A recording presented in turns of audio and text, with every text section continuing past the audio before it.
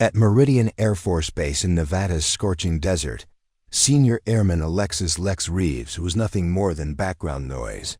While elite fighter pilots strutted across the flight line in pristine flight suits, their names emblazoned on million-dollar aircraft, she crawled through engine compartments and oil-stained coveralls that hadn't seen a proper wash in weeks.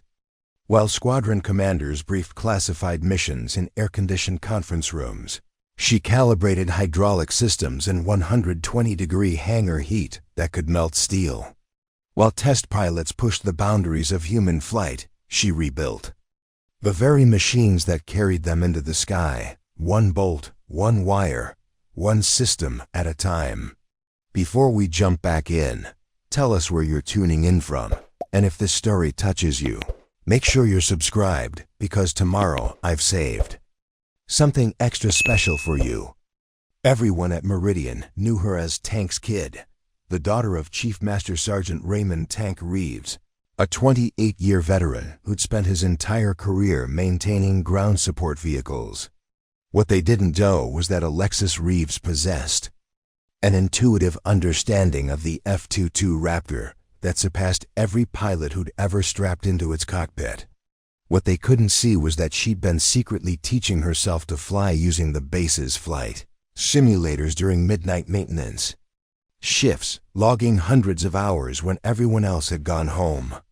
And what none of them could have imagined was that on a blistering September morning, when mechanical failures would ground every operational pilot at Meridian, her forbidden knowledge would become the only thing standing between a catastrophic loss of America's most advanced fighter jet and an impossible emergency landing that would rewrite the rules of military aviation forever. This is the story of how a woman dismissed as just another grease monkey became the most unlikely pilot in Air Force history, and how sometimes the person everyone overlooks is exactly the person everyone needs. Before we dive into this incredible true story, drop a comment and let us know where you're watching from. And if this story captures your attention, make sure you hit that subscribe button, because tomorrow we've got something even more extraordinary waiting for you. The morning sun cast long shadows across the concrete expanse of Meridian Air Force Base as Alexis made her way toward Hangar Delta 7, her father's old tool bag slung over her shoulder and a thermos of coffee that had gone cold hours ago clutched in her calloused hands.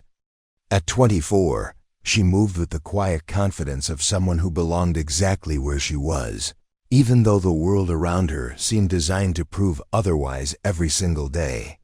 "There goes Tank's girl again," muttered Technical Sergeant Marcus Holloway, watching from the maintenance control tower as she disappeared into the massive hangar that housed the base's most advanced F-22 Raptors. "Still can't believe they assigned her to the Raptor program. Daddy's influence runs deep around here." Captain Derek Ashford, adjusting his flight harness near the pilot-ready room, shook his head with the kind of dismissive certainty that came from 6 years of fighter pilot training. Pure nepotism, if you ask me. Tank fixes trucks and jeeps for 3 decades. Suddenly his daughter's qualified to work on the most sophisticated aircraft ever built. The whole thing's a joke. These machines require precision, not some mechanic's kid playing with wrenches. Lieutenant Colonel Sarah Brennan, reviewing pre-flight checklists at her desk, glanced up with mild interest. "Reeves does solid work. From what I've seen in the maintenance reports, her diagnostic accuracy rates are actually quite impressive." "Impressive for a parts changer, maybe," Ashford replied, his tone carrying the casual arrogance that seemed standard issue among Raptor pilots. "But there's a difference between following maintenance manuals and actually understanding what makes these birds fly.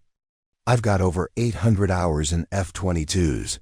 I know every system, every response characteristic, every quirk these aircraft have. That kind of knowledge comes from real flight experience, not from reading technical orders in a hangar." What they didn't understand, what none of them had bothered to learn, was that Alexis Reeves had earned her position through a combination of mechanical intuition and relentless self-education that would have impressed them if they'd paid attention to anything beyond.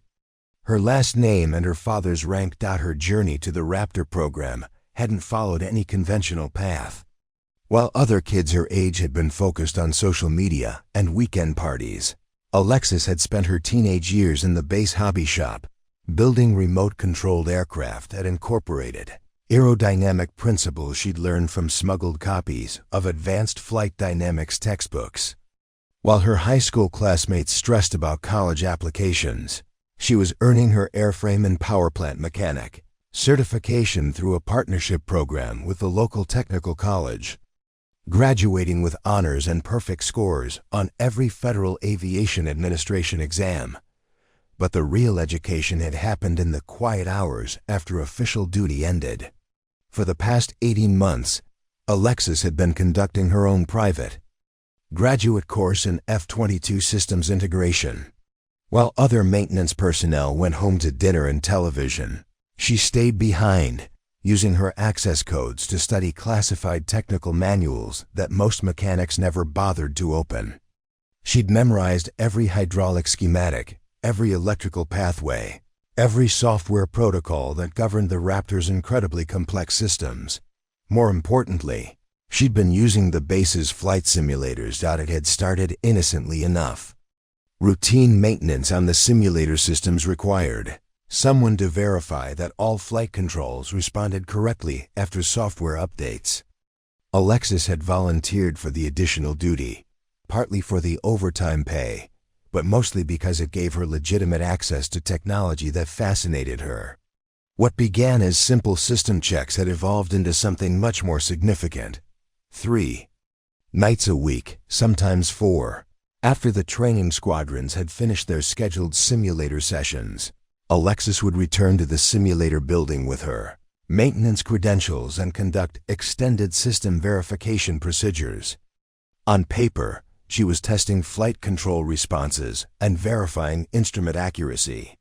In reality, she was learning to fly the most advanced fighter aircraft in the world. She'd started with basic flight controls, takeoff, landing, simple maneuvers that allowed her to understand how the F-22's fly-by-wire systems translated pilot inputs into aircraft responses. But her mechanical background gave her insights that most pilots never developed.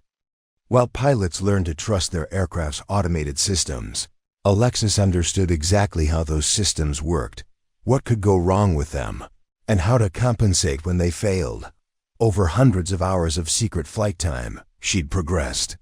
From basic aircraft handling to advanced combat maneuvers, emergency procedures, and system failure scenarios that would challenge experienced pilots. She'd mastered air-to-air combat tactics, ground attack profiles, and high-altitude reconnaissance missions. Most importantly, she developed an intuitive understanding of how the F-22 behaved when its sophisticated systems were pushed beyond their normal operating parameters. Morning Reeves called Airman First Class Jamie Patterson, one of the few maintenance personnel who treated her as a colleague rather than an outsider. Ready for another day in paradise? Alexis smiled, pulling on her work gloves as she approached. The F-22 that would, in just a few hours, become the center of the most dramatic aviation emergency in Meridian's history. Always ready, Patterson. What's on the schedule for Raptor 274? Complete avionics diagnostic and hydraulic system pressure check. Pilot reported some unusual control responses during yesterday's training flight. Nothing major, but you know how picky these drivers get about their rides. What neither of them knew was that Raptor 274's unusual control responses were the first symptoms of a cascading system failure that would soon make the aircraft unflyable for any conventionally trained pilot, and create a situation where Alexis's forbidden knowledge would become the difference between a successful emergency landing and a $150 million smoking crater in the Nevada desert. As Alexis began her inspection of the sleek, angular fighter that represented the pinnacle of American aerospace engineering, she had no idea that within hours she would be strapped into its cockpit. flying a mission that no pilot in Air Force history had ever attempted, and proving that sometimes the most unlikely person is exactly the right person for an impossible job. Preparing and narrating this story took us a lot of time. So if you are enjoying it, subscribe to our channel. It means a lot to us. Now back to the story. What Captain Ashford and the other pilots at Meridian didn't realize was that Alexis Reeves possessed qualifications that would have shocked them into silence if they'd bothered to look beyond her grease-stained coveralls and her father's reputation.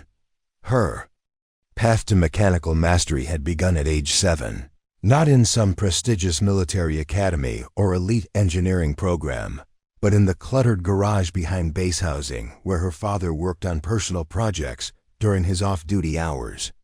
While other children played with dolls or video games, Alexis had been Tank's unofficial assistant, holding flashlights while he rebuilt motorcycle engines and learning to read hydraulic schematics before she could properly tie her shoes. "Hand me that torque wrench, Lex," Tank would say, not bothering to look up from whatever mechanical puzzle he was solving. "The blue one, calibrated to 65 foot-pounds. And tell me what happens if we over-torque this particular bolt. The aluminum housing will crack along the stress lines." 7-year-old Alexis would reply with the matter-of-fact confidence of someone reciting multiplication tables. "And then hydraulic fluid will leak, pressure will drop, and the whole system fails." Tank would nod approvingly. "That's my girl. Always think about what happens next, what happens when things go wrong. Machines are honest. They'll tell you exactly what's wrong if you know how to listen." By age 12, Alexis could diagnose automotive problems that stumped certified mechanics with decades of experience. By 15, she was rebuilding aircraft engines in the base hobby shop, working from technical manuals that most professional mechanics found intimidating.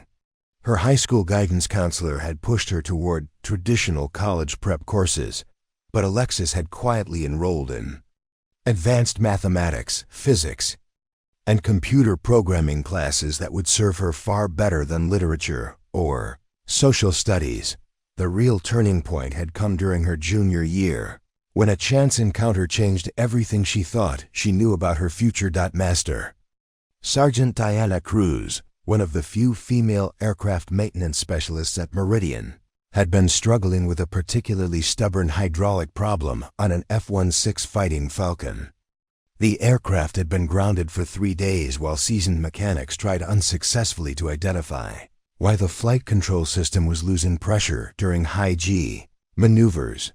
Alexis had been volunteering at the base hobby shop that afternoon, helping younger kids build model airplanes, when she overheard Cruz discussing the problem with another mechanic near the vending machines.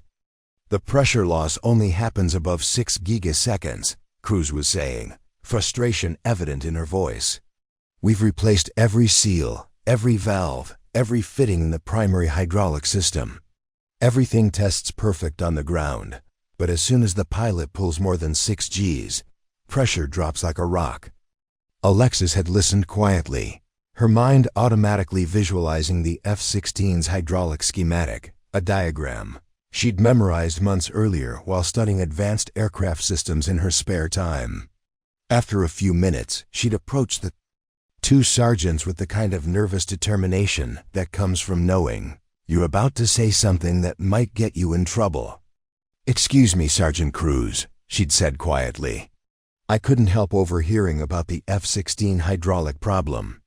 Have you checked the accumulator precharge pressure in the emergency backup system?" Both mechanics had stared at her, a 17-year-old high school student in civilian clothes, as if she'd just spoken in ancient Greek. "The what now?" the other mechanic had asked. "The emergency hydraulic accumulator," Alexis had explained, her confidence growing as she spoke. "It's designed to maintain pressure if the primary system fails.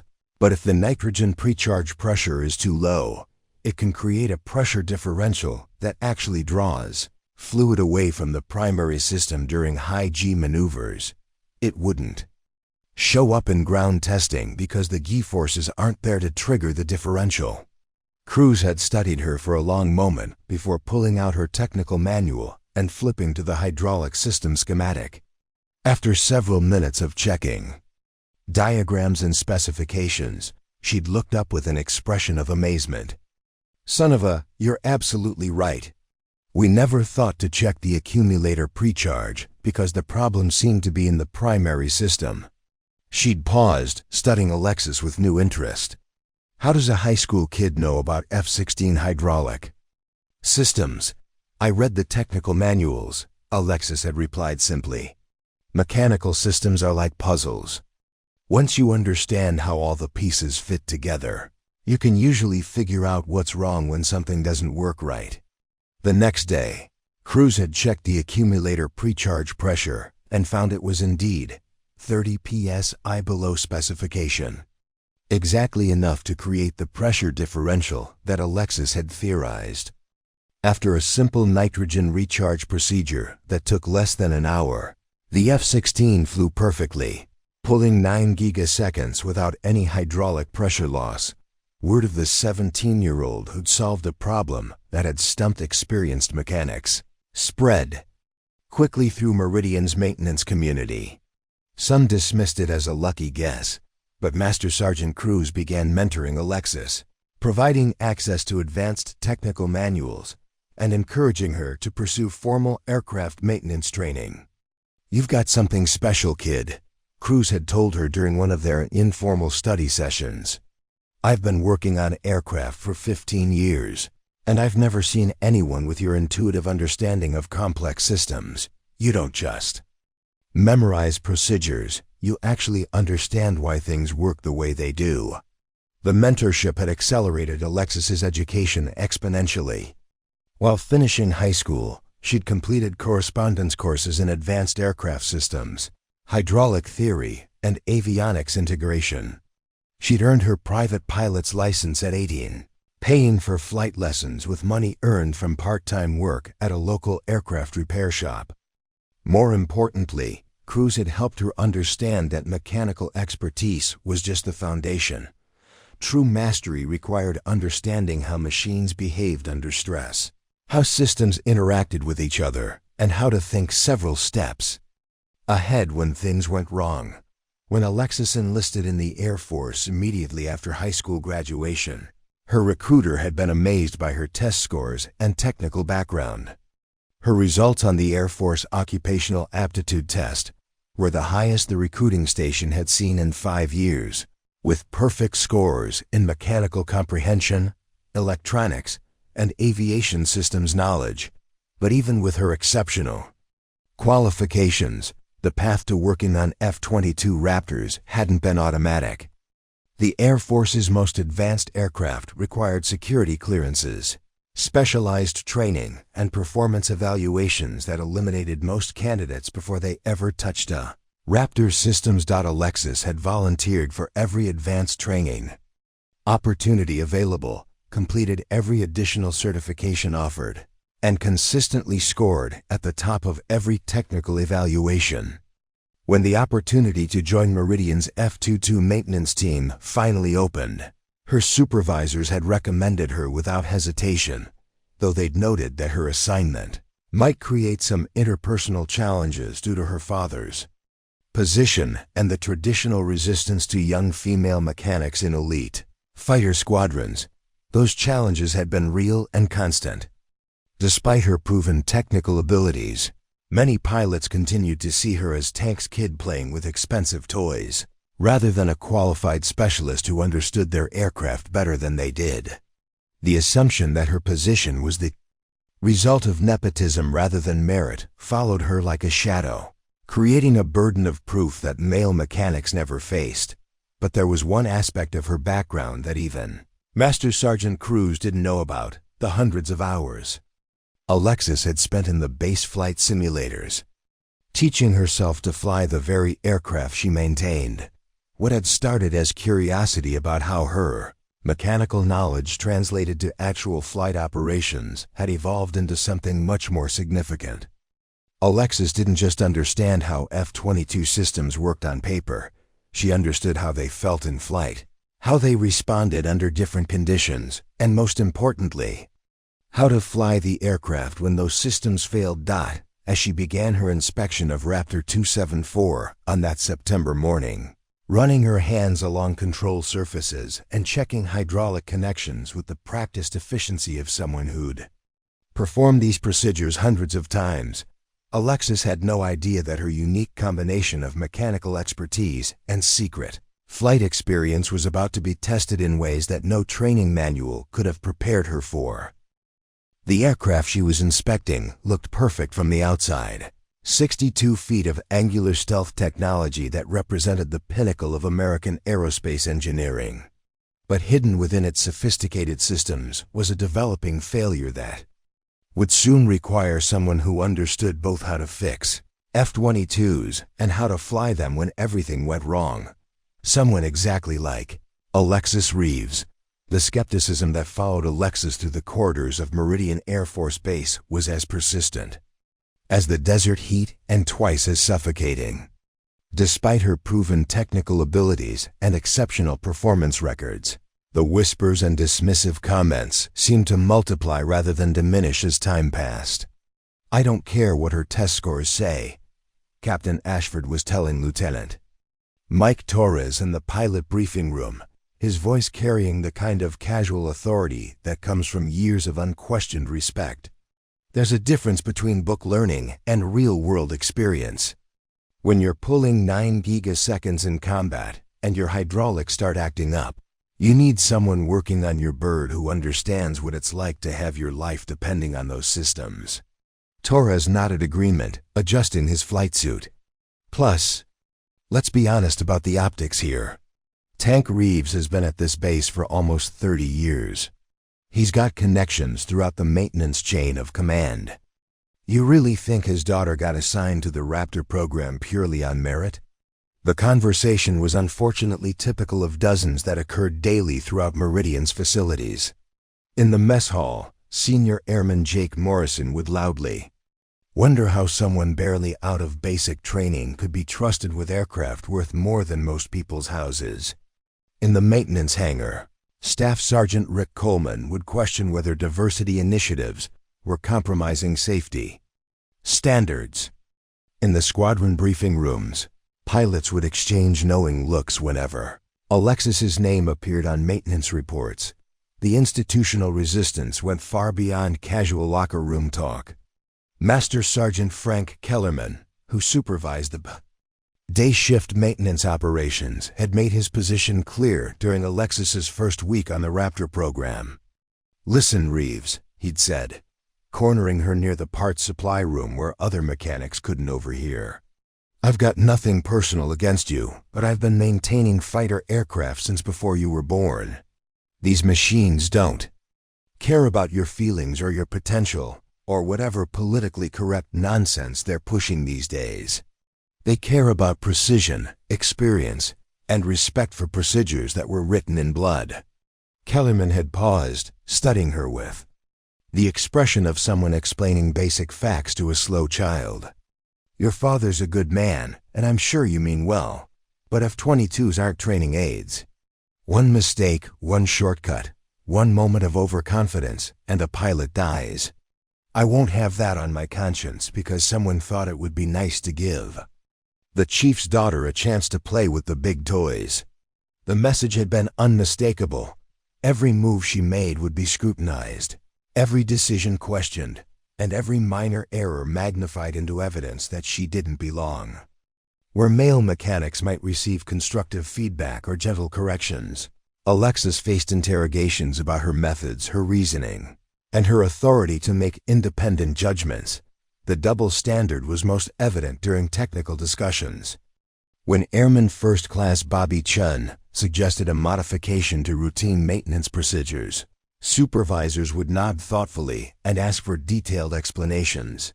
When Alexis proposed identical improvements, the response was typically skeptical. Questions about regulation compliance and whether she had sufficient experience to recommend changes to established protocols. "Reeves seems to think she knows better than the technical manuals," Kellerman had complained to Lieutenant Colonel Brennan during a quarterly maintenance review. "She's always suggesting alternative diagnostic procedures, or questioning why we do things the way we've always done them. Shows a lack of respect for institutional knowledge." Lieutenant Colonel Brennan, reviewing Alexis's performance metrics on her computer screen, had raised an eyebrow. "Her diagnostic accuracy rate is 97.3%, compared to a squadron average of 91.8%. Her average repair time is 15% faster than established standards. Her suggestions have prevented 3 potential system failures that could have resulted in mission delays. What exactly is the problem with her performance?" "It's not about the numbers," Kellerman had replied, though his tone suggested he wished the numbers supported his position better. "It's about attitude, teamwork, following the chain of command. She acts like she's got something to prove instead of just doing her job and learning from people with more experience." The resistance wasn't limited to direct supervisors. Other mechanics, particularly those who'd been working F-22s since the program's early days, viewed Alexis as an outsider who'd skipped the traditional progression through simpler aircraft. The unspoken rule in fighter maintenance was that you earned your way up through F-16s and A-10s, learning the culture and proving yourself on less complex systems, before being trusted with the Air Force's premier fighter. "She's never turned a wrench on anything that wasn't state-of-the-art," complained Technical Sergeant Maria Santos during a smoke break behind the maintenance hangar. "Never had to keep a 30-year-old F-16 flying with parts held together by prayer and duct tape. Never spent 16 hours straight in 100-degree heat trying to troubleshoot a problem that could ground an entire squadron. How's she supposed to understand what real maintenance work is like?" The cultural barriers were reinforced by subtle but persistent exclusion from informal networks where real knowledge was shared. When experienced mechanics gathered after shift to discuss unusual problems or share troubleshooting tricks, Alexis was rarely invited. When supervisors selected personnel for special assignments or advanced training opportunities, her name was mysteriously absent from consideration lists.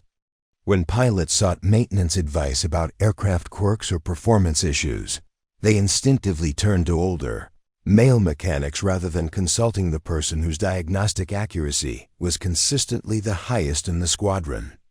Isolation was perhaps most painful during crisis situations, when her expertise could have made the most difference. 3 months into her assignment, Raptor 218 had experienced intermittent electrical failures that grounded the aircraft for a week while multiple mechanics attempted unsuccessful repairs. Alexis had identified the problem within hours, a microscopic crack in a fiber optic cable that only manifested under specific thermal conditions, but her suggestion had been dismissed as too technical and unlikely given the symptoms. Only after the manufacturer's technical representative arrived and confirmed her diagnosis did the repair proceed successfully. Even then, Kellerman had attributed the solution to good luck rather than analytical skill, and the incident report credited the repair to collaborative troubleshooting efforts, rather than acknowledging her specific contribution. The psychological pressure was constant and exhausting. Every morning brought fresh challenges to her competence, her motivation, and her right to work on the world's most advanced fighter aircraft. The assumption that she was present due to favoritism rather than merit meant that normal mistakes became evidence of incompetence, while exceptional performance was dismissed as beginner's luck or attributed to help from more experienced personnel. Situation was complicated by her father's position on base. Tank Reeves had spent nearly 3 decades building relationships throughout Meridian's maintenance community, and his reputation for reliability and integrity was unquestioned. But rather than opening doors for his daughter, his presence seemed to create additional scrutiny as people wondered whether family loyalty was influencing professional decisions. "I don't want special treatment because of who my father is," Alexis had told Master Sergeant Cruz during one of their informal mentoring sessions. But I also don't want to be held to impossible standards because people assume I don't deserve to be here." Cruz had nodded understanding.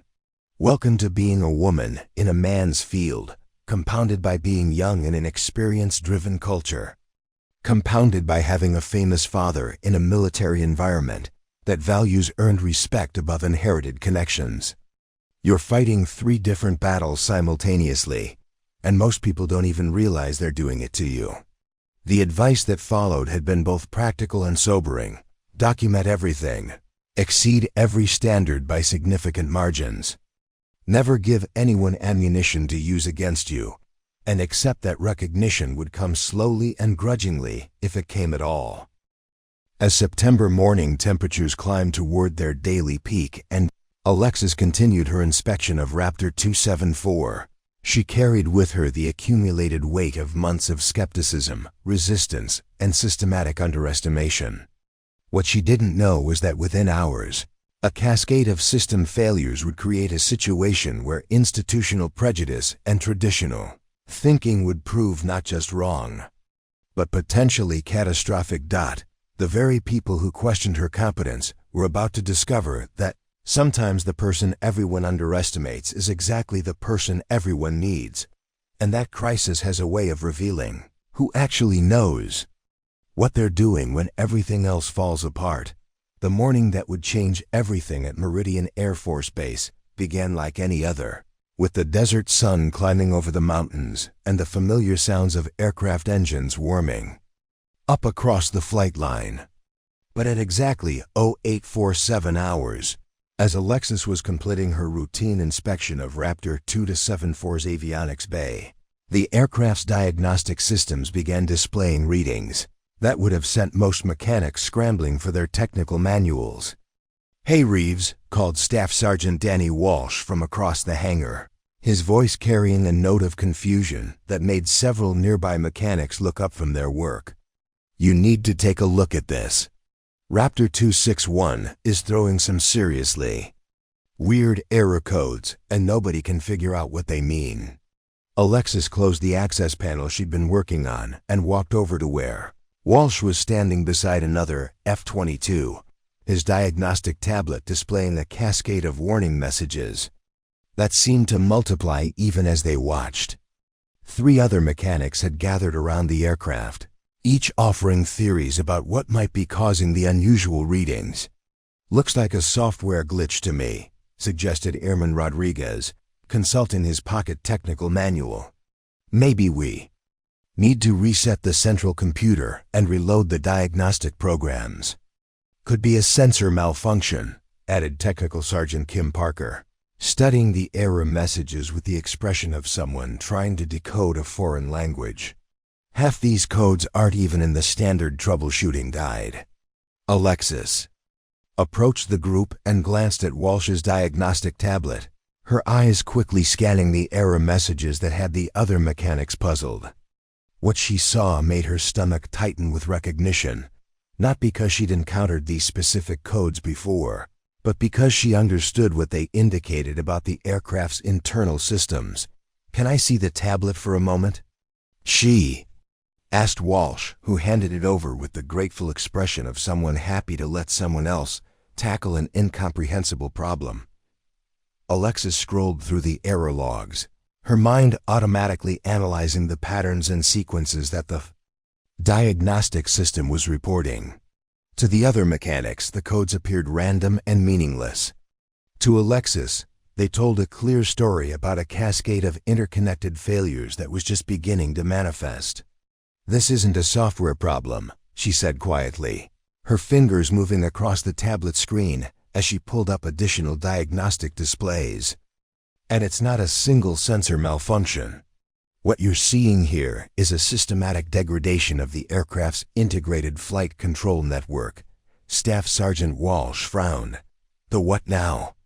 "I've never heard of anything called an integrated flight control network." "Most people haven't," Alexis replied, continuing to analyze the data streams flowing across the tablet. "It's not covered in basic maintenance training because it rarely fails, and when it does, the symptoms usually point to individual component problems rather than network-wide issues.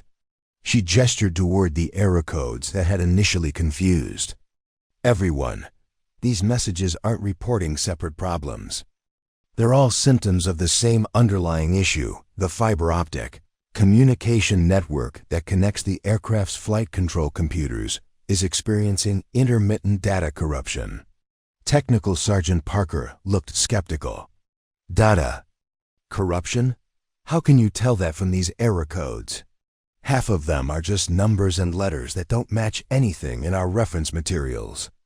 Alexis pulled up a schematic display on the tablet, showing the complex web of connections that linked the F-22's various computer systems. See these timestamp patterns in the error logs? The failures are occurring in a specific sequence that follows the physical layout of the fiber optic network. Each error represents a communication failure between specific flight control nodes, and the pattern tells you exactly where the network degradation is occurring. She pointed to a section of the aircraft near the main landing gear bay. The problem is originating somewhere in this area, probably a connector that's developed microscopic contamination or a cable that's been stressed beyond its tolerance limits. As the contamination or stress gets worse, it's affecting data transmission to downstream components, which is why you're seeing error codes from systems that are actually functioning perfectly. The group of mechanics stared at her in silence for several seconds before Walsh found his voice. How do you know all this? I mean, where did you learn about fiber optic network analysis and data corruption patterns? That's not exactly standard aircraft maintenance training. I read the advanced technical manuals, Alexis replied simply, though she didn't mention the hundreds of hours she'd spent studying systems integration documents that most mechanics never knew existed. Plus, I worked on fiber optic systems before joining the Air Force. The principles are the same whether you're dealing with aircraft or civilian communication networks. What she didn't say was that her understanding went far beyond theoretical knowledge. During her secret simulator sessions, she'd experienced firsthand how fiber optic network failures affected aircraft handling characteristics. She knew not just how to diagnose these problems, but how to fly the aircraft when these systems began to fail. Okay, Parker said slowly, assuming you're right about the fiber optic network, how do we verify your diagnosis? And more importantly, how do we fix it?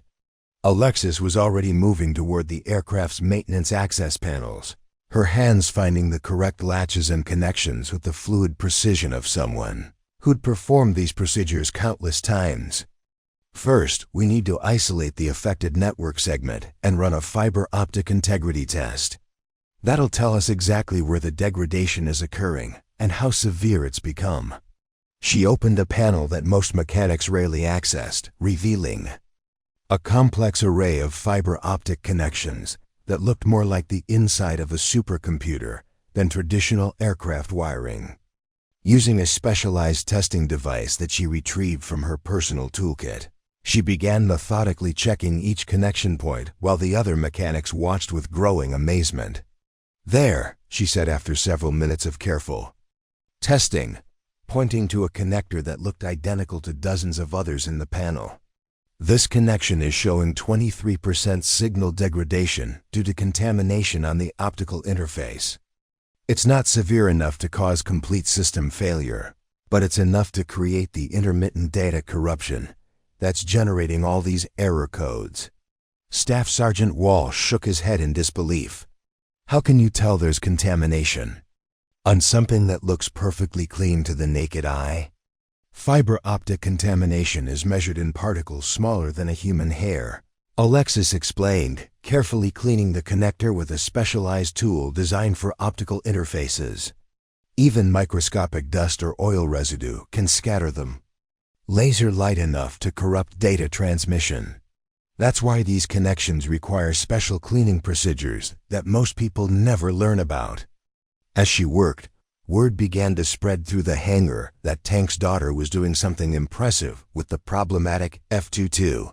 Mechanics from other areas began drifting over to observe, some genuinely curious about the diagnostic techniques she was demonstrating, others skeptical about whether a relatively new airman could solve a problem that had stumped more experienced personnel. Captain Ashford appeared near the growing crowd, having been summoned by reports that maintenance was conducting some kind of unusual troubleshooting procedure on one of his squadron's aircraft. "What's the status on 261? He asked Walsh, his tone carrying the impatience of a pilot whose flight schedule was being disrupted by mechanical problems. Reeves identified a fiber optic network problem that was causing cascading system errors. Walsh replied, his voice carrying a note of respect that hadn't been there an hour earlier. "She's completing the repair now." Ashford glanced at Alexis, who was still working methodically on the optical connections, then back at Walsh. "Fiber optic network problem. That sounds pretty advanced for routine maintenance work." "That's what I thought," Walsh admitted. "But she walked us through the entire diagnostic process, explained exactly what was failing and why, and showed us testing procedures that none of us had seen before. Her analysis was spot on, everything she predicted about this system behavior turned out to be accurate." As if responding to their conversation, the aircraft's diagnostic system suddenly cleared all error codes simultaneously, displaying the green status indicators that confirmed all systems were functioning normally. Alexis closed the access panel and ran a final system verification test, nodding with satisfaction as every component reported optimal performance.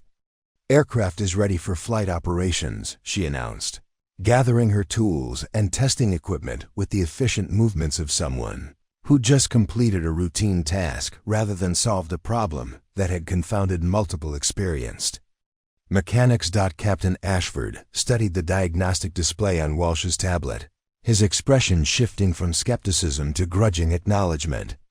"How long would this repair have taken using standard troubleshooting procedures?" "Probably 2 or 3 days, Walsh replied honestly.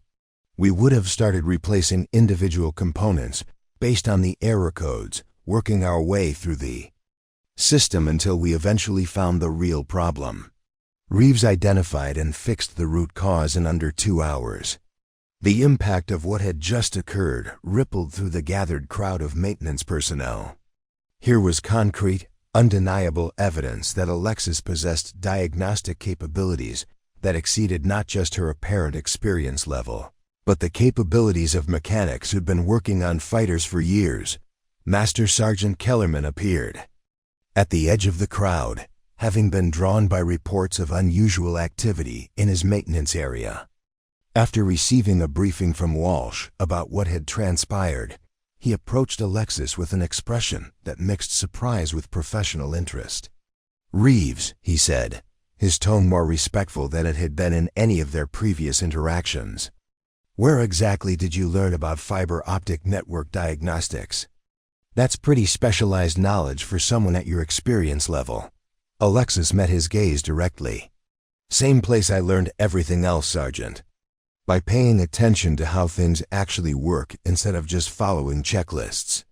As the crowd of mechanics began to disperse, returning to their own assignments with new respect for the young woman they'd previously dismissed, none of them realized that what they'd just witnessed was merely a preview of capabilities that would soon be tested far beyond routine maintenance procedures. In less than 4 hours, Alexis would need every bit of her technical knowledge, diagnostic intuition, and secret flight experience to handle a crisis that would push both her abilities and Meridian Air Force Base's F-22 program beyond anything anyone had ever imagined possible.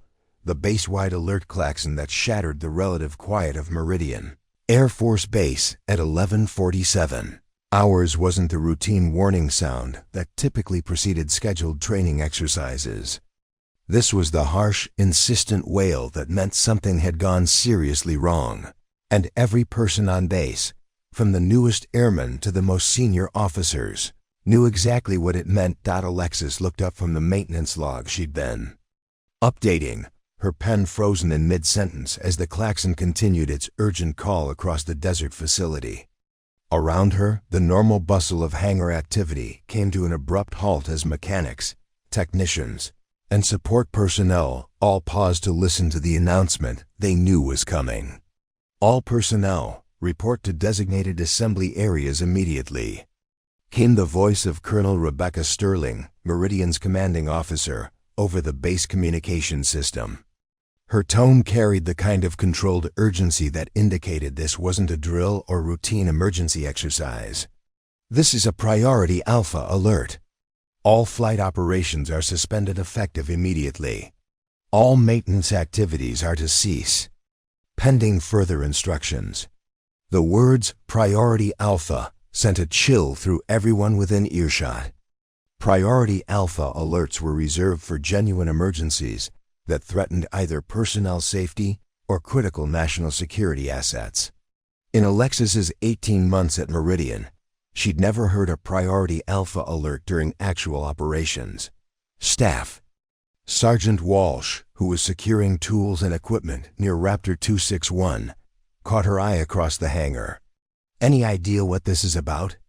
He called out, though his expression suggested he didn't expect an answer, before Alexis could respond.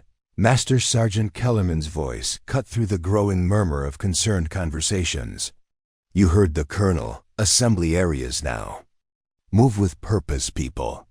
Whatever's happening, we need to be ready to respond." The walk to assembly area, Delta, the large briefing facility adjacent to the main maintenance complex, felt longer than usual as hundreds of base personnel converged from across Meridian's sprawling facilities. Pilots in flight suits, maintenance crews in coveralls, administrative personnel in dress uniforms, and security forces in tactical gear all merged into streams of people moving toward the briefing center with the kind of organized urgency that, commies from years of emergency preparedness training, Alexis found herself walking alongside Technical Sergeant Parker and several other mechanics from her shift, all of them speculating about what could have triggered such a comprehensive alert. The possibilities ranged from security threats to natural disasters to major equipment failures, but none of their theories felt adequate to explain the scope of the response they were witnessing. "Look at that," Parker said quietly, nodding toward the main administration building where black government vehicles with tinted windows were parked in spaces typically reserved for senior base leadership. "Those aren't Air Force plates. Whatever's happening, it's big enough to bring in outside agencies." The assembly area was already packed beyond its normal capacity when they arrived, with personnel standing in organized formations that filled every available space. The atmosphere was tense but disciplined, the kind of focused attention that military personnel develop when they know something serious is unfolding, but don't yet understand what they're dealing with. Colonel Sterling took the podium at exactly 1,200 hours, flanked by several officers Alexis didn't recognize and two civilians in dark suits who radiated the unmistakable presence of federal investigators or intelligence personnel. The colonel's expression was grim as she surveyed the assembled crowd. "Ladies and gentlemen," Colonel Sterling began, her voice carrying clearly through the facility's sound system. "At approximately 0930 hours this morning, we received notification of a critical situation involving F-22 Raptor aircraft at 3 separate Air Force installations across the southwestern United States." The room fell silent except for the hum of air conditioning and the distant sound of vehicles moving around the base perimeter. The mention of multiple installations and F-22 aircraft sent ripples of concern through the assembled personnel, particularly among the pilots and maintenance crews who worked directly with the affected aircraft. Nellis Air Force Base in Nevada, Luke Air Force Base in Arizona, and our own facility here at Meridian have all experienced simultaneous and unprecedented failures in F-22 flight control systems. The colonel continued. "These failures are not random mechanical problems. They appear to be the result of coordinated cyber attacks targeting the aircraft's most critical safety systems." The implications hit the audience like a physical blow. Cyber attacks on military aircraft weren't theoretical possibilities discussed in security briefings. They were active, ongoing threats that could turn America's most advanced fighters into death traps for the pilots who flew them. One of the civilians stepped forward, identifying himself as Deputy Director Marcus Webb from the Department of Homeland Security's Cybersecurity and Infrastructure Security Agency. His presence confirmed that this situation had escalated far beyond routine military operations. The attacks appear to be specifically designed to target F-22 flight control software, Webb explained, activating a large display screen that showed technical diagrams of aircraft systems. The malicious code infiltrates the aircraft central flight computers and creates cascading failures that make the aircraft unflyable once airborne. The code is sophisticated enough to remain dormant during ground testing, only activating when the aircraft reaches specific altitude and speed parameters. Captain Ashford raised his hand from the pilot section of the assembly. "Sir, what's the current status of our F-22 fleet? Are any aircraft cleared for flight operations?" Colonel Sterling's expression grew even more serious. "As of this moment, all F-22 operations at Meridian, Nellis, and Luke are grounded indefinitely. We have 18 F-22 Raptors on this base, representing approximately $2.7 billion in national security assets, and none of them can safely be flown until we understand the full scope of this cyber intrusion." The mathematical implications were staggering. If the attacks had affected all F-22s at the three bases mentioned, America's premier air superiority fighter, the aircraft designed to maintain air dominance against any potential adversary, had been effectively neutralized by computer code. Deputy Director Webb activated another display showing a timeline of events. The attacks began manifesting at Nellis at 0815 hours, followed by Luke at 0847, and preliminary symptoms appeared here at Meridian at 0923. Coordination suggests either a single sophisticated adversary or multiple groups working in concert. With access to highly classified information about F-22 systems, Technical Sergeant Martinez from the avionics shop raised his hand. "Sir, do we know how the malicious code was introduced into the aircraft systems?" "Our networks are supposed to be isolated from external internet access." "That's currently under investigation," Webb replied. "However, preliminary analysis suggests the code may have been introduced through compromised software updates or maintenance diagnostic equipment. The attackers appear to have extensive knowledge of F-22 systems and maintenance procedures." The mention of compromised maintenance equipment sent a chill through the assembled maintenance personnel. If their diagnostic tools had been used as vectors for cyber attacks, it meant that routine maintenance procedures, the very work they performed every day to keep the aircraft safe, might have been turned into weapons against the systems they were trying to protect. Colonel Sterling stepped forward again. "Here's what we know about the immediate situation. Luke Air Force Base lost an F-22 during a routine training flight this morning when the pilot experienced complete flight control failure at 15,000 feet. The pilot ejected safely, but the aircraft was a total loss." The room fell dead silent. The loss of an F-22, worth approximately $150 million and representing years of advanced engineering, was catastrophic enough. But the knowledge that a pilot had been forced to abandon his aircraft due to cyber sabotage raised the stakes to an entirely different level. Nellis experienced similar flight control failures in 2 aircraft, but their pilots were able to land safely after the problems manifested during ground operations rather than in flight, the colonel continued. "We've been more fortunate here at Meridian. Our aircraft haven't experienced active failures yet, but diagnostic scans have detected the presence of the malicious code in our systems." Lieutenant Colonel Brennan, who supervised much of Meridian's F-22 maintenance operations, spoke up from the senior staff section. "Colonel, what's our timeline for resolving this situation?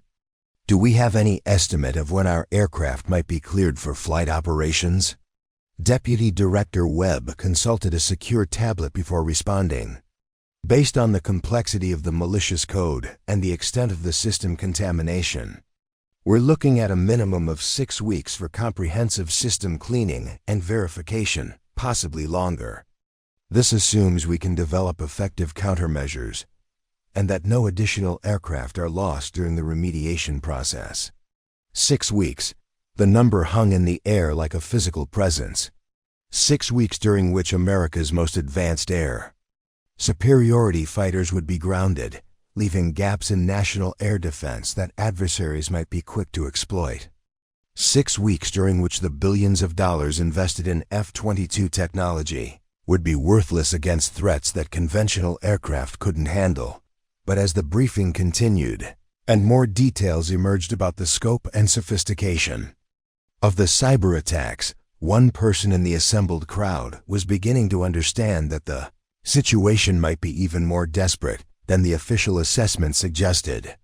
Alexis, drawing on her deep knowledge of F-22 systems and her secret understanding of how the aircraft behaved under various failure conditions, was starting to realize that the 6-week timeline might be optimistic and that conventional solutions might not be adequate to address the magnitude of the crisis they were facing. The true scope of the disaster facing Meridian Air Force Base became clear during the technical briefing that followed Colonel Sterling's announcement. As the assembled personnel were dismissed to specialized groups based on their roles, the maintenance crews found themselves facing a situation that challenged everything they thought they understood about aircraft systems and cybersecurity. Master Sergeant Kellerman led the maintenance personnel into a smaller briefing room, where the walls were lined with technical diagrams showing F-22 system architectures that most of them had never seen in such detail. The complexity was overwhelming. Thousands of interconnected components, software modules, and communication pathways that formed the digital nervous system of the world's most advanced fighter aircraft. "Listen up, people," Kellerman announced, his usual gruff confidence replaced by something approaching desperation. "What I'm about to show you represents the biggest maintenance challenge this base has ever faced, and I'm not sure we have the expertise to handle it." The admission sent shockwaves through the room. Kellerman had been maintaining military aircraft for over 20 years, had seen every type of mechanical failure and system breakdown imaginable, and had never once admitted that a problem might be beyond the capabilities of his team. Deputy Director Webb entered the room carrying a secure laptop and several thick folders, marked with classification levels that made most of the assembled mechanics uncomfortable. The presence of such highly classified materials in a routine maintenance briefing indicated just how serious the situation had become. The malicious code affecting your F-22 fleet is unlike anything we've encountered in previous cyber attacks. On military systems, Webb began, connecting his laptop to the room's display system. It's not a simple virus or worm that can be removed with standard anti-malware tools. It's a sophisticated AI-driven program that has integrated itself into the fundamental operating systems of the aircraft. The screen filled with code fragments that looked more like alien language than anything resembling normal computer programming. Lines of text rolled past in patterns that seemed to shift and evolve even as they watched, suggesting the malicious software was actively modifying itself in real time. The code has embedded itself in 17 different aircraft systems. Webb continued, highlighting various sections of the technical diagrams: flight control computers, navigation systems, weapons management, life support, communications, radar processing, engine management, essentially every system that keeps the aircraft functioning and the pilot alive. Technical Sergeant Rodriguez raised his hand tentatively. "Sir, can't we just replace the affected computer modules with clean hardware? Swap out the contaminated systems with new components from depot stock?" Webb shook his head grimly. "That was our initial approach at Luke and Nellis. The problem is that the malicious code doesn't just infect individual components.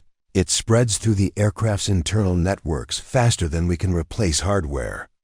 We've documented cases where clean components became infected within minutes of installation, suggesting the code can propagate through any connection to the aircraft systems. The implications were staggering. Traditional maintenance approaches relied on isolating problems to specific components or systems that could be repaired or replaced. But they were dealing with a threat that could move through the aircraft's networks like a living organism, reinfecting clean systems faster than maintenance crews could work. Staff Sergeant Walsh, still processing what he'd learned about Alexis's diagnostic capabilities earlier that morning, asked the question that was troubling everyone in the room. What about the manufacturer's technical support? Lockheed Martin built these aircraft. Surely they have procedures for dealing with this kind of contamination? Lockheed's best cybersecurity specialists have been working on this problem since the first incidents at Nellis, Webb replied. Their assessment is that completely cleaning the infected systems would require disassembling each aircraft down to individual components, wiping every piece of electronic equipment, and rebuilding the aircraft from scratch using new software loads. The timeline for that process would be approximately 8 months per aircraft, assuming we could guarantee that our software sources hadn't been compromised. 8 months per aircraft. With 18 F-22s at Meridian alone, that meant the base's entire Raptor fleet could be out of service for over a decade if they followed the manufacturer's recommended procedures. The mathematical reality was as impossible as it was unacceptable. Lieutenant Colonel Brennan, who had been reviewing classified technical documents throughout the briefing, looked up with an expression that combined frustration with genuine concern. Deputy Director Webb, what about the Air Force's cybersecurity specialists? The 690th Cyberspace Operations Group has some of the most advanced computer security experts in the military. They're already involved, Webb confirmed. But their preliminary assessment is even more pessimistic than Lockheed's. The malicious code appears to have been designed specifically to exploit vulnerabilities in F-22 systems that weren't known to exist until now. It's using attack vectors that suggest the developers had access to highly classified information about aircraft architecture and security protocols. The room fell silent as the implications sank in. They weren't just dealing with a cyber attack. They were dealing with a cyber attack that had been designed by someone with intimate knowledge of F-22 systems, someone who understood the aircraft's vulnerabilities better than the people who had built and maintained them. Alexis, who had been quietly absorbing every detail of the technical briefing, found herself analyzing the problem from angles that the official experts seemed to be missing. Her unique combination of mechanical expertise and flight experience was revealing aspects of the crisis that others couldn't see. Deputy Director Webb, she said, surprising herself by speaking up in a room full of senior personnel. Has anyone analyzed how the malicious code affects aircraft performance during actual flight operations? I mean, understanding what the code does to flight characteristics might help us develop countermeasures. Webb consulted his notes before responding. The pilot at Luke reported complete loss of flight control authority. The aircraft became unresponsive to all pilot inputs. The flight data recorder showed that all control surfaces locked in position simultaneously, making controlled flight impossible. But what about the pilots at Nellis who managed to land safely? Alexis pressed. If their aircraft had the same malicious code, why were they able to maintain control when the Luke pilot couldn't? The question caught Webb off guard.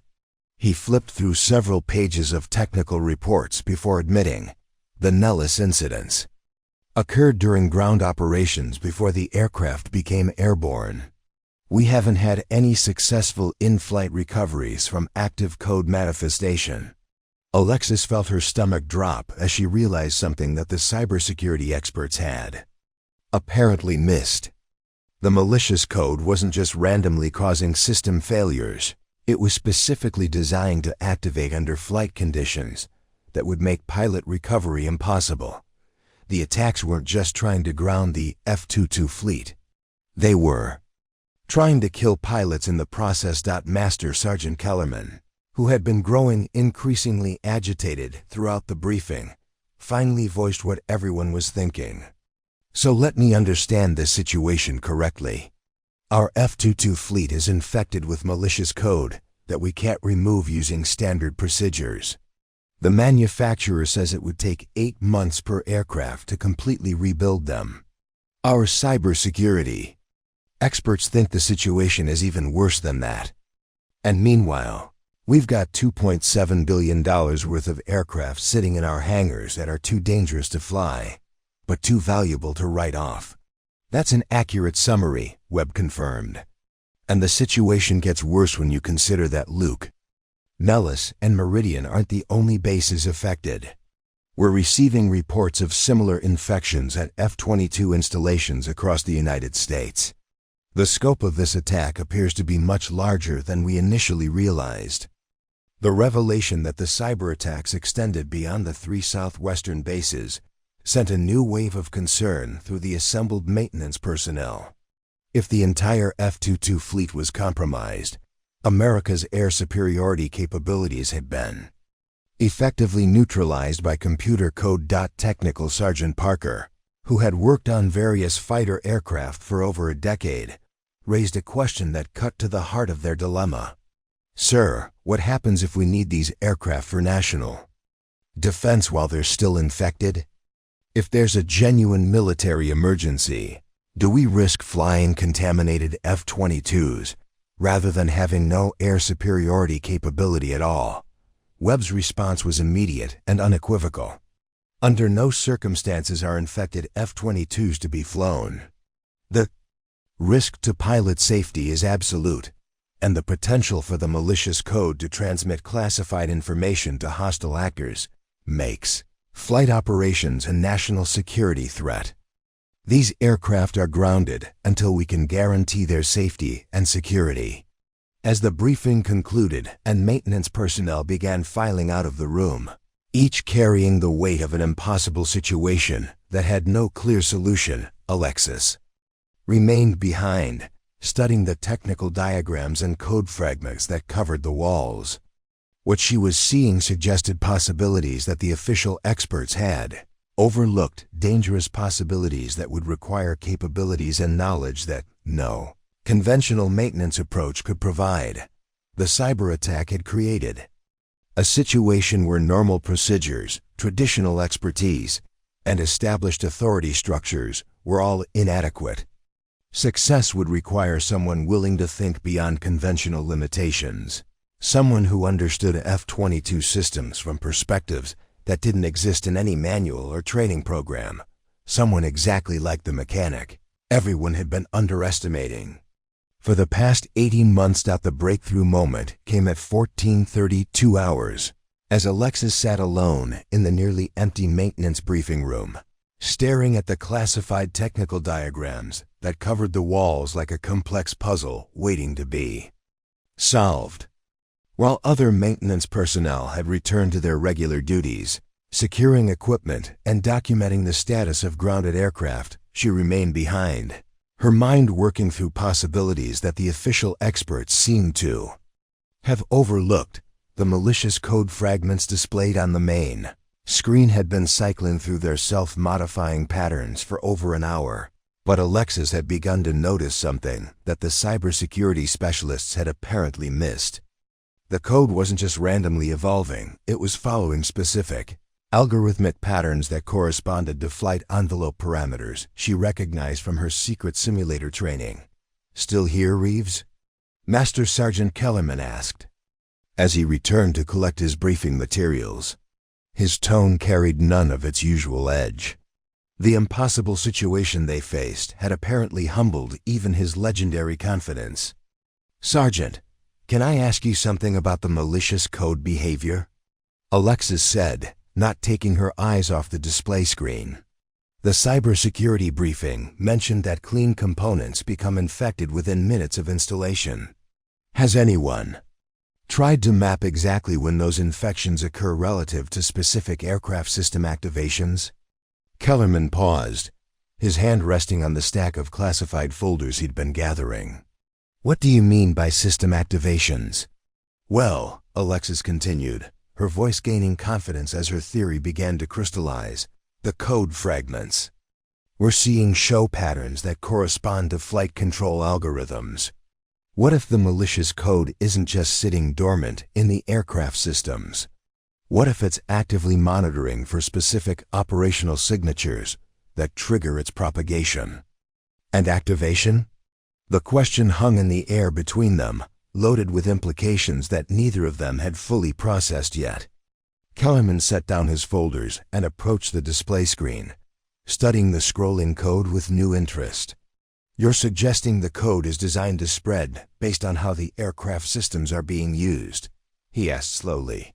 Exactly, Alexis replied, standing up and pointing to specific sections of the code fragments. Look at these algorithmic structures here. They're not random virus code. They're decision trees that evaluate flight parameters in real time. The code is programmed to remain inactive until the aircraft reaches specific combinations of altitude, speed, and G-force that indicate actual combat or high-performance flight operations. The revelation was staggering in its implications. The malicious code wasn't just trying to ground the F-22 fleet.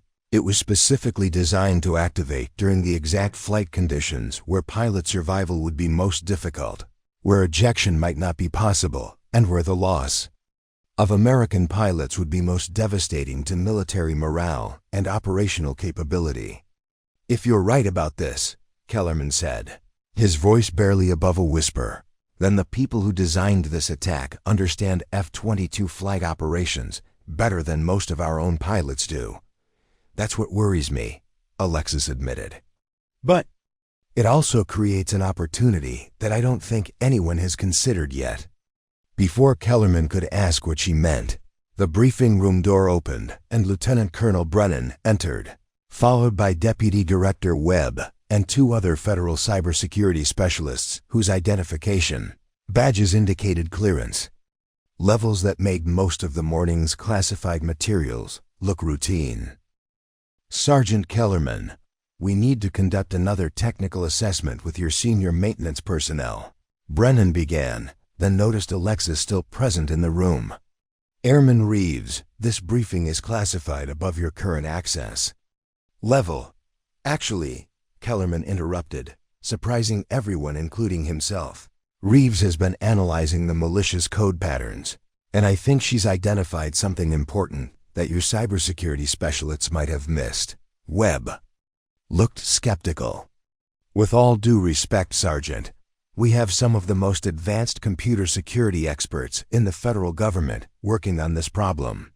I doubt a maintenance specialist has insights that our teams haven't already considered. That's exactly the problem, Alexis said, her voice carrying a conviction that surprised even her. Your cybersecurity experts are approaching this like a traditional computer virus, but it's not. It's a weapon system specifically designed to exploit the unique characteristics of F-22 flight operations. The room fell silent except for the humming of electronic equipment and the distant sounds of base operations continuing despite the crisis. Webb exchanged glances with his colleagues before gesturing for Alexis to continue.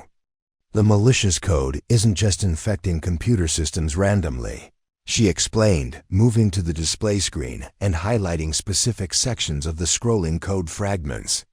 It's programmed to monitor and analyze flight control inputs, engine performance parameters, and weapon system activations. It learns how each individual aircraft behaves under different flight conditions, and then it selectively activates during the operational profiles where pilot recovery would be most difficult. One of Webb's cybersecurity specialists, a thin man with wire-rimmed glasses who'd been taking notes throughout the conversation, looked up with sudden interest. Are you suggesting the code is using machine learning algorithms to optimize its attack timing? Not just machine learning, Alexis replied. It's using the aircraft's own flight control systems as training data to perfect its attack methodology. Every time we run ground tests or system diagnostics, we're actually helping the malicious code understand our aircraft better. The implications hit everyone in the room simultaneously. Standard troubleshooting procedures, the very activities that maintenance crews used to verify, aircraft safety, were potentially making the cyber attack more effective by providing the malicious code with additional data about F-22 system responses and operational characteristics. Lieutenant Colonel Brennan, who had been reviewing classified technical documents while listening to the conversation, looked up with an expression that mixed amazement with concern. "Airman Reeves, how do you know enough about F-22 flight control algorithms to recognize these patterns in malicious code?" The question Alexis had been dreading finally arrived. She could continue to deflect attention from her unauthorized simulator training, or she could admit to violations of base regulations that could end her career, but might also provide the key to saving the entire F-22 program. "Ma'am," she said carefully, "I've been studying F-22 systems integration for over 18 months, including flight control algorithms and pilot interface protocols. I've also been conducting authorized flight training in the base simulators to better understand how these systems behave under various operational conditions."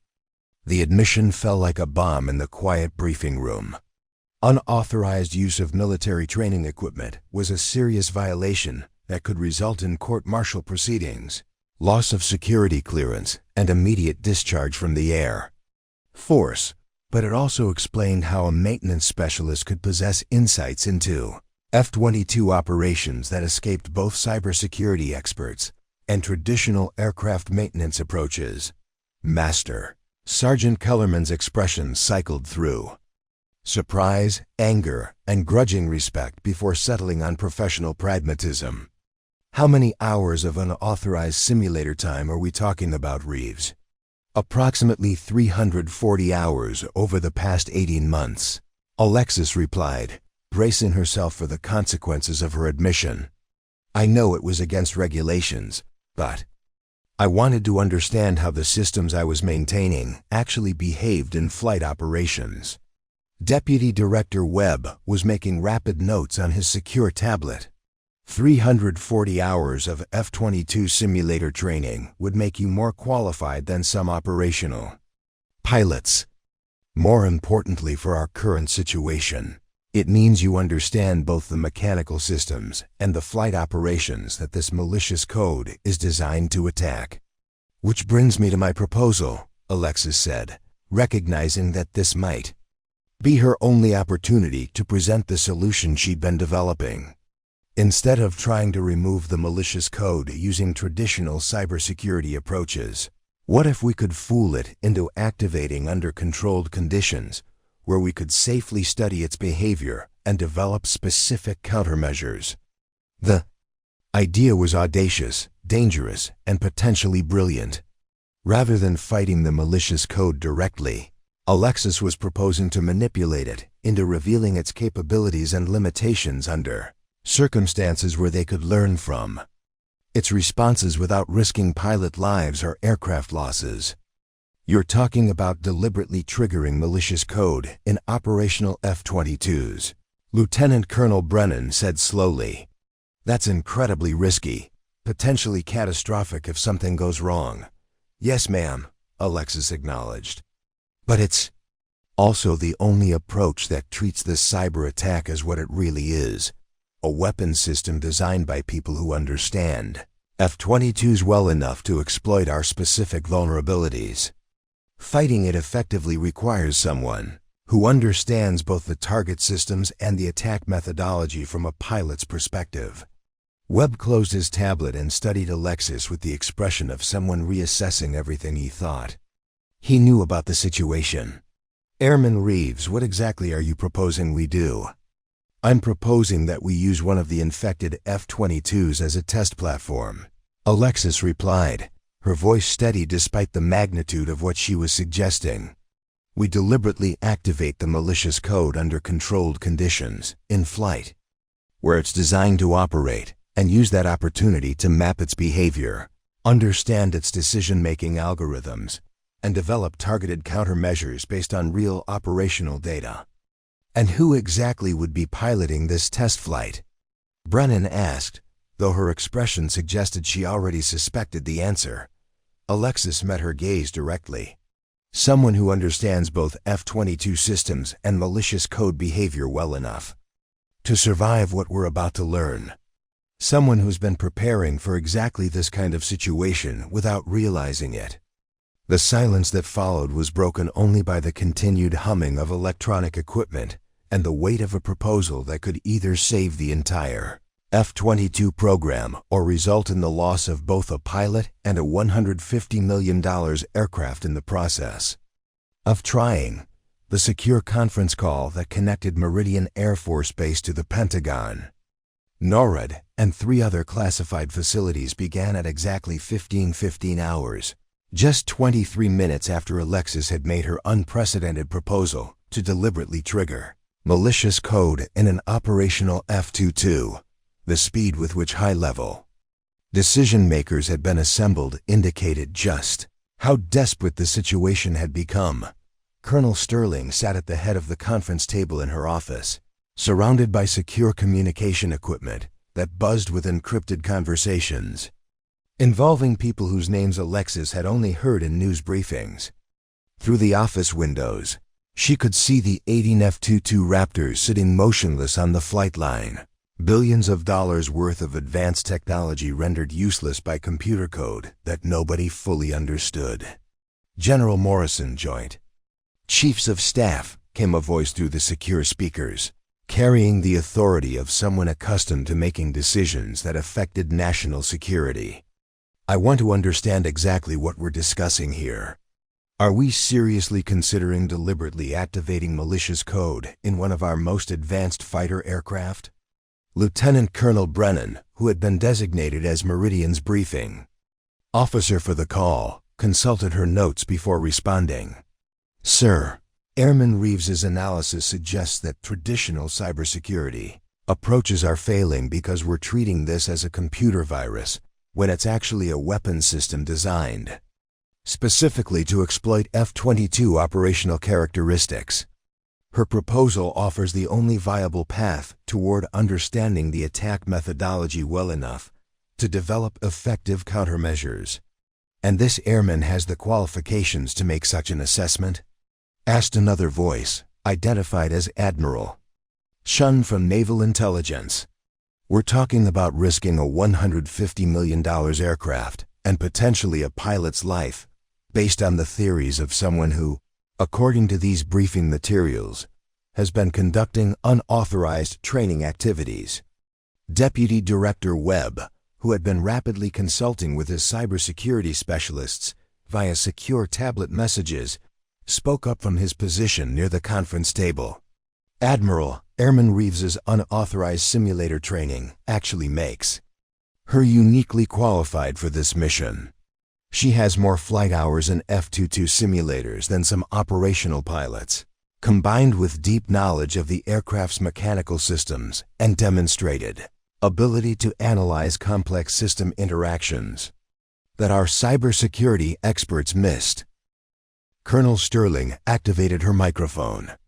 General Morrison, I'd like Airman Reeves to brief you directly on her analysis and proposal.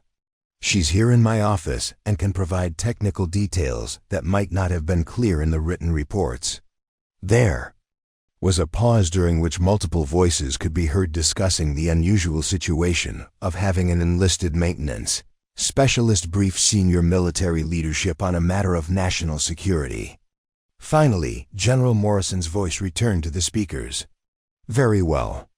Airman Reeves, you have 5 minutes to explain why we should risk one of our most valuable aircraft on an untested theory proposed by someone who's been violating base regulations for over a year. Alexis stepped forward to the conference table microphone, her heart pounding but her voice steady as she began what might be the most important briefing of her life. Sir, the malicious code affecting our F-22 fleet isn't behaving like traditional computer viruses because it wasn't designed to be one. It's a learning weapon system that uses our own aircraft systems to perfect its attack methodology. She pulled up the code analysis she'd been working on, displaying it on the room's secure monitors. The code fragments show decision trees that evaluate real-time flight parameters, altitude, speed, g-forces, weapon status, pilot inputs. It's not randomly causing system failures. It's waiting for specific flight conditions that maximize pilot vulnerability and minimize survival probability. Explain the flight conditions, came a new voice identified as Air Force Chief of Staff General Rodriguez. The code is programmed to activate during high-stress maneuvering situations, typically above 25,000 feet, during combat speeds exceeding Mach 1.5, when the pilot is experiencing g-forces that limit reaction time and decision-making capability. Alexis explained, drawing on knowledge from her secret simulator training. These are exactly the conditions where pilot ejection becomes most dangerous and where aircraft recovery is least likely to succeed. General Morrison's voice returned to the speakers. And your proposed solution involves deliberately creating these conditions in a controlled test environment. Yes, sir. But with critical modifications to improve pilot survivability, Alexis replied. We conduct the test flight at lower altitude where ejection safety is maximized, over uninhabited desert terrain to minimize ground risk, with chase aircraft providing immediate emergency response capability, and most importantly, with a pilot who understands both the aircraft systems and the malicious code behavior well enough to anticipate and potentially counter its activation. Are you volunteering to be that pilot, Airman? Asked Admiral Chun, his tone mixing skepticism with what might have been admiration. Yes, sir. My simulator training focused specifically on emergency procedures and system failure scenarios. I've practiced recovery techniques from every type of flight control malfunction covered in the F-22 training syllabus, plus additional scenarios I developed based on my understanding of system integration vulnerabilities. The conference line went quiet except for the background hum of secure communications equipment and the distant sounds of base operations. Alexis could imagine the rapid consultations taking place in multiple Pentagon offices as senior leaders wrestled with a decision that violated every conventional approach to aircraft safety and operational security. Colonel Sterling broke the silence. General Morrison, we've received updates from Luke and Nellis that support Airman Reeves's analysis. Both bases report that their cybersecurity remediation efforts are failing because the malicious code continues to adapt faster than countermeasures can be implemented. Traditional approaches aren't working. What's the current status of F-22 operations nationwide? General Rodriguez asked. Lieutenant Colonel Brennan consulted her secure tablet. Sir, we're showing 187 F-22 aircraft grounded across 8 installations. No successful flights since the initial incidents this morning. The manufacturer's timeline for complete system reconstruction remains at 8 months minimum per aircraft, assuming we can guarantee clean software sources. The mathematical implications hung in the air like a physical presence. America's premier air superiority fighter, the aircraft designed to maintain air dominance against any potential adversary, had been effectively eliminated as a strategic asset for the foreseeable future unless unconventional solutions proved successful. Airman Reeves, came General Morrison's voice after several minutes of background consultations. If we authorize this test flight and the malicious code activates as you predict, what's your assessment of pilot survival probability? The question cut to the heart of what everyone in the room was thinking, but nobody wanted to ask directly. Alexis took a deep breath before answering. Sir, based on my analysis of the code behavior and my understanding of F-22 emergency procedures, I estimate approximately 60% probability of successful aircraft recovery if the malicious code activates under the controlled conditions I've proposed. That drops to near 0% if we continue current operations, and the code activates during actual combat or high-performance training missions.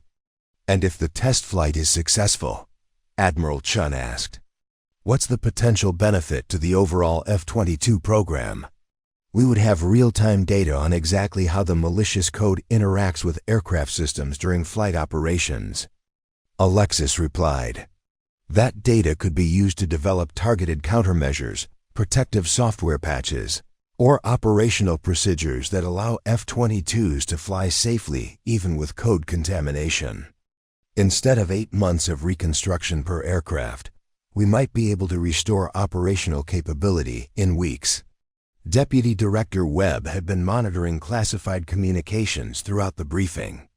General Morrison, I'm receiving updates from our cybersecurity analysis teams. They're confirming that Airman Reeves's assessment of the code behavior patterns is more accurate than our initial analysis. Her approach may be our best option for developing effective countermeasures. The pause that followed seemed to stretch forever, filled with the weight of a decision that could either restore America's air superiority capabilities or result in the loss of both a pilot and a critical research opportunity. When General Morrison's voice finally returned to the speakers, it carried the authority of someone making a choice that would be analyzed and debated for years to come. Colonel Sterling, you are authorized to proceed with Airman Reeves's test flight proposal under the following conditions: maximum safety protocols for pilot recovery, complete documentation of all flight parameters and code behavior, immediate mission termination if pilot safety becomes compromised, and full understanding that this operation is classified at the highest levels of national security. The authorization sent shockwaves through everyone present in Colonel Sterling's office. They had just received permission to conduct what was possibly the most dangerous test flight in Air Force history, using an experimental approach developed by a maintenance specialist who had been violating regulations for over a year. Airman Reeves, General Morrison continued, you are hereby granted temporary flight status and authorized to pilot this mission. Your unauthorized simulator training is officially retroactively sanctioned as specialized preparation for this operation. Do you accept this assignment? Alexis looked around the room at the faces watching her. Colonel Sterling's expression mixing concern with determination.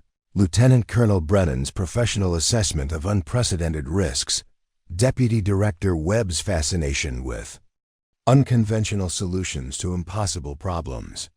Outside the windows, she could see the F-22 Raptors waiting for someone brave enough or foolish enough to find out what secrets their infected systems were hiding. Yes, sir, she replied, her voice carrying the conviction of someone who had been preparing for this moment without realizing it. I accept the assignment. The transformation of Hangar Delta 7 into a mission control center happened with the kind of military efficiency that turns impossible deadlines into accomplished facts. Within 90 minutes of receiving authorization from the Pentagon, Meridian Air Force Base had assembled the most comprehensive flight monitoring operation in its history, combining resources from cybersecurity specialists, flight test engineers, medical personnel, and emergency response teams into a coordinated effort focused on keeping one pilot alive during the most dangerous, experimental flight ever attempted. Alexis stood in the center of the controlled chaos, wearing a flight suit that had been hastily modified with additional monitoring equipment that would track everything from her heart rate to her brainwave patterns during the mission. The weight of sensors, communication devices, and emergency beacon systems made the suit feel like armor, which seemed appropriate given what she was about to face. Biometric systems check, called out Captain Jennifer Hayes, the flight surgeon who had volunteered to monitor Alexis's physiological responses throughout the test flight. Heart rate 78, blood pressure 118/75, oxygen saturation 99%. You're showing remarkable calm for someone about to deliberately trigger malicious code in a fighter aircraft at 500 miles per hour. Master Sergeant Kellerman approached carrying a tablet loaded with checklists that had been written specifically for this mission over the past 2 hours. "Reeves, I want you to understand something. What you're about to do isn't in any manual, isn't covered by any regulation, and isn't supported by any established procedure. If something goes wrong up there, you're going to be writing the emergency response procedures as you execute them." "I understand, Sergeant," she replied, reviewing the mission parameters that had been carefully calculated to maximize both learning potential and survival probability. Altitude ceiling 18,000 feet. Maximum speed Mach 1.2. Test area restricted to 50 square miles of uninhabited desert. Chase aircraft maintaining visual contact at all times. Emergency landing strips identified every 25 miles along the flight path. Technical Sergeant Walsh, who had been working frantically to instrument Raptor 274 with additional monitoring equipment, looked up from his diagnostic tablet with an expression that mixed professional pride with genuine concern. "The aircraft is loaded with more sensors than a space shuttle. We'll be recording every microsecond of flight data, every system response, every code activation sequence. If the malicious code does what you think it's going to do, we'll have a complete record of exactly how it tries to kill pilots." The blunt assessment sent a chill through everyone within earshot, but it also highlighted the critical importance of what they were attempting. Every piece of data collected during this flight could save the lives of hundreds of F-22 pilots who would eventually fly these aircraft after countermeasures were developed. Deputy Director Webb, who had been coordinating with cybersecurity teams at multiple federal agencies, approached with updates that added both urgency and pressure to the mission timeline. Reeves were receiving reports of additional F-22 incidents at 3 more bases. "The malicious code is spreading faster than we initially calculated, and it's becoming more aggressive in its activation parameters." "What do you mean by more aggressive?" Colonel Sterling asked, joining the group around the instrumented aircraft. "The code is adapting its behavior based on our defensive responses," Webb explained, consulting his secure tablet. "It's learning from every diagnostic test, every system check, every maintenance procedure we perform. The longer we wait to understand its operational behavior, the more sophisticated its countermeasures become." Lieutenant Colonel Brennan, who had been coordinating with the chase aircraft pilots, added another layer of complexity to the mounting pressure. "The weather window is also narrowing. We've got a storm system moving in from the west that will make emergency landing procedures significantly more dangerous after 16-30 hours. If we're going to do this test flight, it needs to happen in the next 45 minutes. Alexis felt the weight of multiple countdown timers pressing against her consciousness. Weather conditions, malicious code evolution, spreading fleet contamination, and the simple physiological reality that human beings could only maintain peak performance under extreme stress for limited periods before fatigue began to compromise decision-making abilities. "Flight Systems Final Check," announced Major Patricia Kim, the test pilot coordinator who had been hastily assigned to oversee the unprecedented mission. "All monitoring equipment operational, all emergency systems verified, all communication systems tested and confirmed." The checklist that followed was unlike anything in standard F-22 operations. In addition to normal pre-flight procedures, they were verifying systems designed to track malicious code behavior, monitor pilot physiological responses under cyber attack conditions, and coordinate emergency response activities that might be needed if the aircraft became uncontrollable. "Chase aircraft status," called out Captain Torres, who would be flying one of 2 F-16s assigned to maintain visual contact with Alexis throughout the test flight. "Both aircraft fueled and ready. Emergency recovery equipment loaded. Medical evacuation protocols confirmed." "Ground emergency response status," reported Chief Master Sergeant Williams from the base fire department. All crash response vehicles positioned along flight path, medical helicopter on standby, search and rescue teams deployed to grid coordinates throughout test area. The scope of the safety preparations was both reassuring and terrifying. Rarely had so many resources been dedicated to keeping one pilot alive during a single flight, which served as a stark reminder of just how dangerous the mission was expected to be. Dr. Sarah Mitchell, the cybersecurity specialist who had been analyzing malicious code behavior patterns, approached with final intelligence updates that would guide Alexis's approach to triggering the code activation. Based on our analysis of incidents at other bases, the malicious code typically activates between 12 and 18 minutes into flight operations, usually when the aircraft reaches a combination of altitude above 15,000 feet, speed above Mach 1.0, and pilot workload that indicates combat or high-performance maneuvering. So I need to reach those parameters and then maintain them long enough for the code to activate, while staying prepared to handle complete flight control failure at any moment, Alexis summarized, running through mental checklists that combined standard emergency procedures with theoretical responses to cyber attack scenarios that no pilot had ever survived. Exactly, Dr. Mitchell confirmed. And remember, the code learns from pilot responses. Every input you make, every system you access, every emergency procedure you attempt will be monitored and analyzed by the malicious software. It's not just trying to crash the aircraft, it's trying to understand how pilots think and react so it can become more effective against future targets. The psychological pressure of that reality was almost overwhelming. Alexis wouldn't just be fighting for her own survival during the test flight. She would be engaged in a battle of wits with an artificial intelligence designed to kill pilots, and every mistake she made would make that AI more dangerous to every F-22 pilot who came after her. Master Sergeant Cruz, who had mentored Alexis since her early days at Meridian, appeared beside the aircraft carrying the emergency survival equipment that every F-22 pilot hoped never to need. "I want you to remember something up there," she said quietly, her voice carrying the weight of years spent preparing young airmen for challenges they couldn't imagine. "You've got the best training, the best equipment, and the best support team in the Air Force.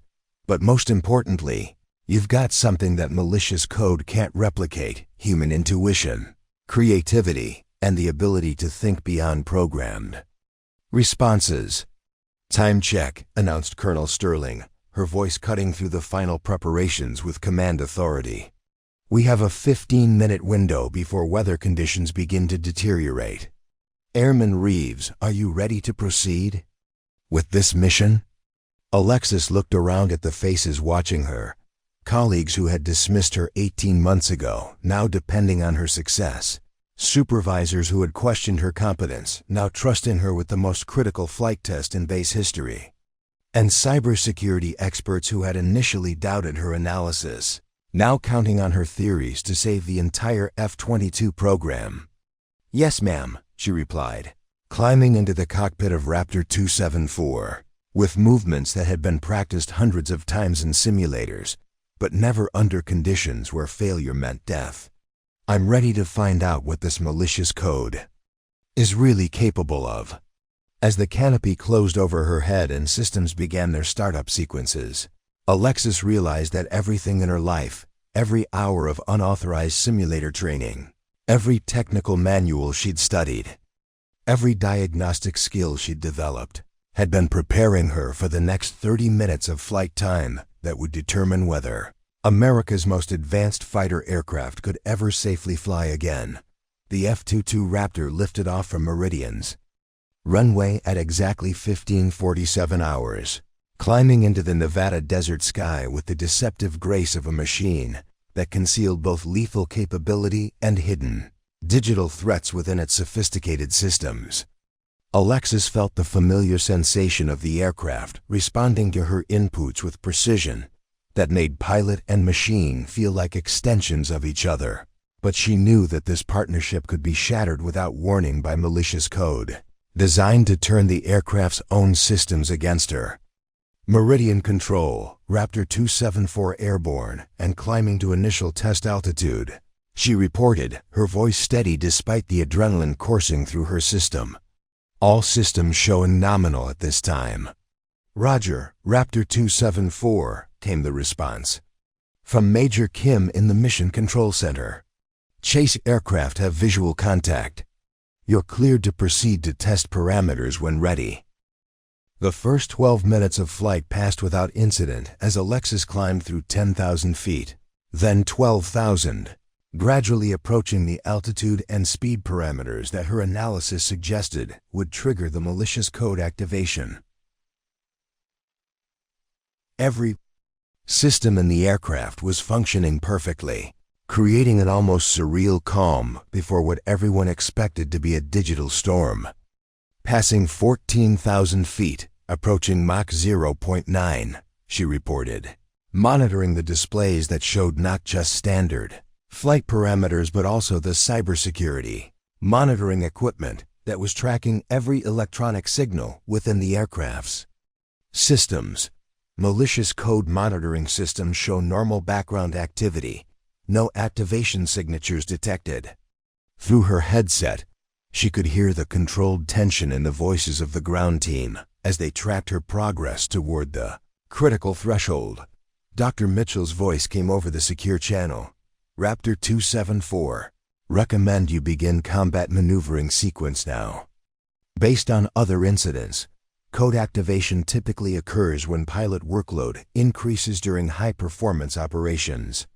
Alexis pushed the throttles forward and pulled the aircraft into a climbing turn that would have been routine in any normal training flight, but now carried the weight of deliberately provoking an artificial intelligence designed to kill pilots. The F-22 responded instantly, its fly-by-wire systems translating her control inputs into precisely coordinated movements of control surfaces and engine thrust vectors. Passing 15,500 feet, Mach 1.1, and climbing, she reported, feeling the familiar pressure of G-forces as she guided the aircraft through increasingly aggressive maneuvers. Beginning simulated combat engagement sequence. What happened next would be analyzed frame by frame for years to come. At exactly 16 minutes and 43 seconds into the flight, as Alexis was executing a high G barrel roll at 16,800 feet and Mach 1.15, every warning light in the F-22's cockpit illuminated simultaneously. Meridian Control, I have multiple system warnings, she announced, her training taking over as the aircraft's displays erupted in cascading error messages. Flight control caution lights, hydraulic pressure warnings, electrical system alerts. This looks like the beginning of code activation. The response from the ground team was immediate and coordinated. Raptor 274, we're recording everything. Maintain flight parameters if possible, but abort immediately if you lose aircraft control. Through her helmet-mounted display, Alexis could see the chase aircraft maintaining formation with her, their pilots ready to observe and document whatever was about to happen. But more importantly, she could feel subtle changes in the way the F-22 was responding to her control inputs. Slight delays in control surface movement, minor variations in engine response that suggested the malicious code was beginning to interfere with the aircraft's flight control systems.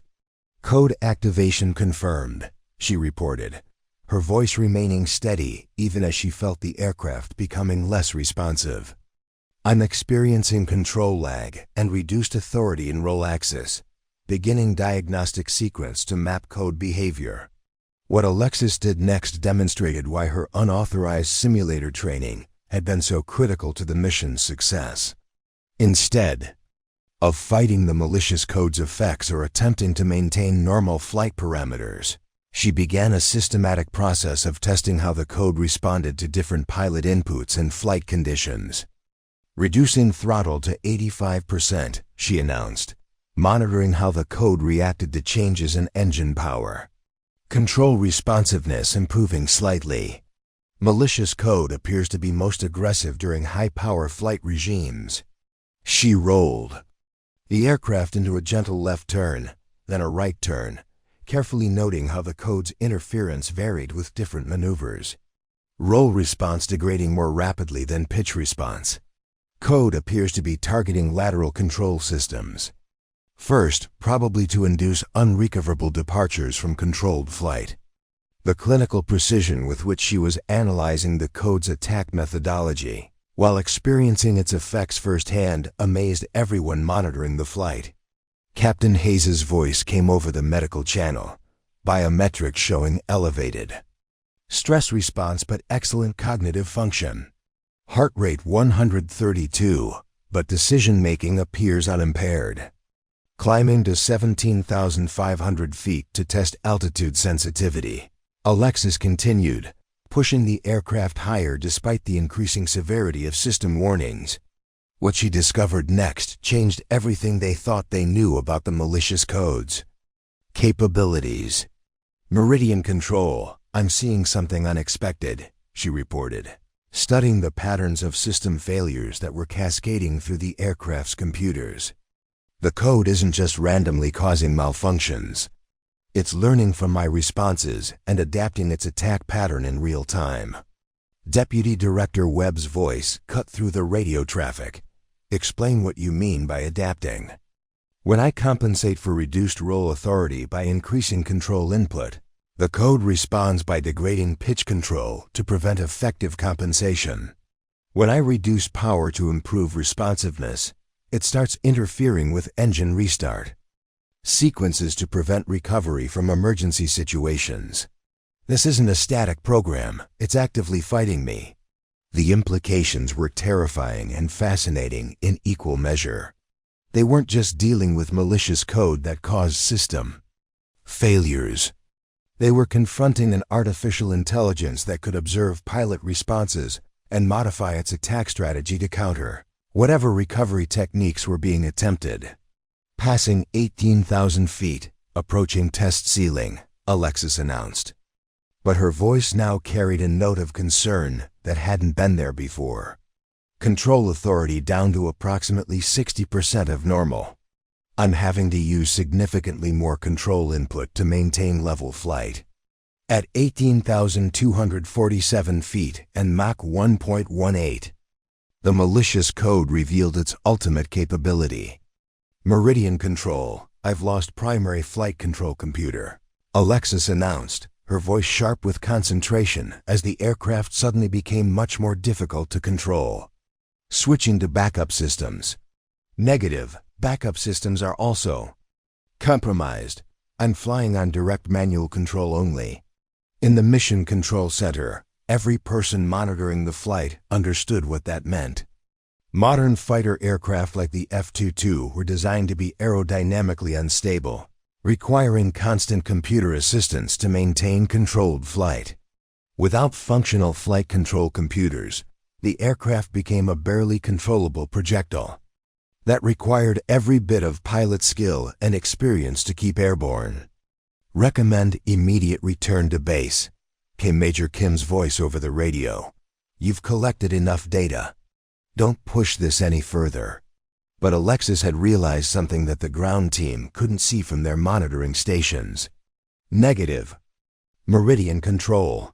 I need to test one more parameter. The code is showing patterns that suggest it has a specific failure sequence designed to prevent pilot ejection during the most dangerous phase of its activation. What she attempted next required flying skills that existed at the absolute edge of human capability.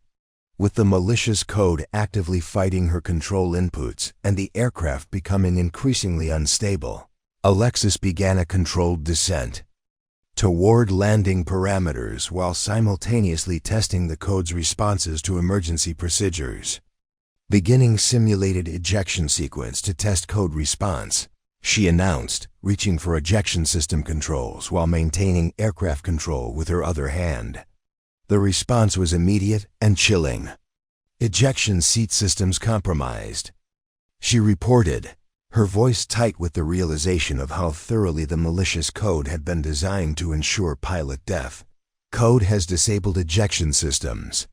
Repeat, ejection is not available. I'm committed to either landing this aircraft or ... She didn't finish the sentence, but everyone monitoring the flight knew what the alternative was. At 17,000 feet above the Nevada desert, flying an aircraft with compromised control systems and disabled ejection capability, Alexis was facing the ultimate test of everything she'd learned about F-22 systems, emergency procedures, and the delicate art of keeping impossibly complex machines flying when everything that could go wrong was going wrong simultaneously. "Meridian Control," she said, her voice carrying the calm determination of someone who had found clarity in the middle of chaos. "I'm beginning emergency landing approach. Based on current control authority and system status, I believe I can get this aircraft on the ground safely. But I'm going to need the longest runway you've got and every emergency vehicle on base standing by." The next 15 minutes would determine whether America's F-22 program could be saved, whether the malicious code could be defeated, and whether a mechanic who had been dismissed as just Tank's kid could accomplish what no pilot in Air Force history had ever been asked to do: land a fighter aircraft that was actively trying to kill her. The emergency landing of Raptor 274 at 16:23. Hours would have been remarkable under normal circumstances, a textbook demonstration of pilot skill under extreme pressure, bringing a nearly uncontrollable aircraft safely back to Earth despite multiple system failures.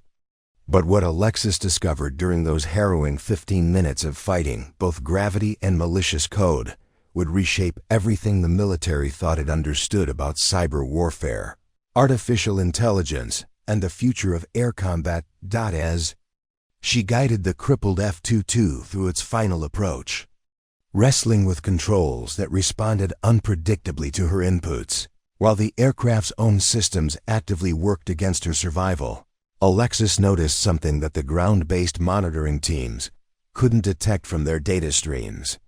The malicious code wasn't just randomly interfering with aircraft systems.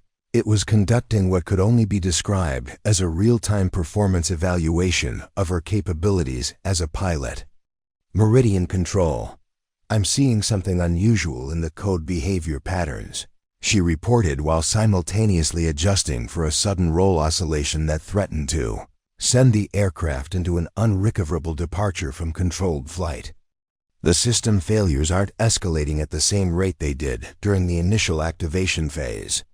It's almost like the code is measuring my responses." The observation would prove to be more significant than anyone realized at the time. As Deputy Director Webb and Dr. Mitchell analyzed the flight data streaming from the aircraft's instrumentation, they began to recognize patterns in the malicious code's behavior that suggested capabilities far beyond what they had initially assessed. "Raptor 274, maintain current approach parameters," came Major Kim's voice over the radio, though everyone monitoring the approach could see that maintaining anything resembling normal approach parameters was becoming increasingly difficult as the aircraft systems continued to degrade. "Emergency vehicles are positioned and ready." The landing itself was a masterpiece of aviator skill meeting mechanical engineering at the absolute limits of both. Alexis brought the F-22 down onto Meridian's longest runway with a precision that seemed impossible given the extent of the aircraft's system compromises, the disabled ejection system, and the active interference from malicious code that continued to fight her control inputs even during the final seconds of touchdown. But as the aircraft rolled to a stop and emergency crews surrounded it with foam and protective equipment, the real discoveries were just beginning.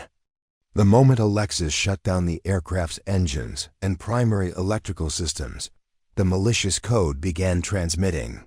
"We're detecting high-frequency data burst transmissions from the aircraft," Technical Sergeant Walsh announced from his Honors monitoring station, his voice carrying a note of alarm that cut through the relief everyone felt about the successful landing. "The code is sending compressed data packages to an external receiver." Deputy Director Webb was at Walsh's station within seconds, studying the transmission patterns on the monitoring displays. What he saw made his blood run cold. Those aren't random data bursts. That's structured intelligence transmission. Flight performance data, pilot response patterns, aircraft capability assessments. The malicious code has been collecting detailed information about F-22 operational characteristics and pilot techniques throughout the entire flight. The implications hit everyone simultaneously. The test flight hadn't just been about triggering malicious code to study its behavior. The malicious code had been studying them, collecting detailed intelligence about American pilot training, aircraft, performance limits, and emergency response procedures that could be used to make future cyber attacks even more effective. Dr. Mitchell, who had been analyzing the transmission data in real time, looked up from her secure tablet with an expression that mixed professional fascination with genuine fear. The code isn't just a weapon system designed to crash aircraft. It's an intelligence gathering operation.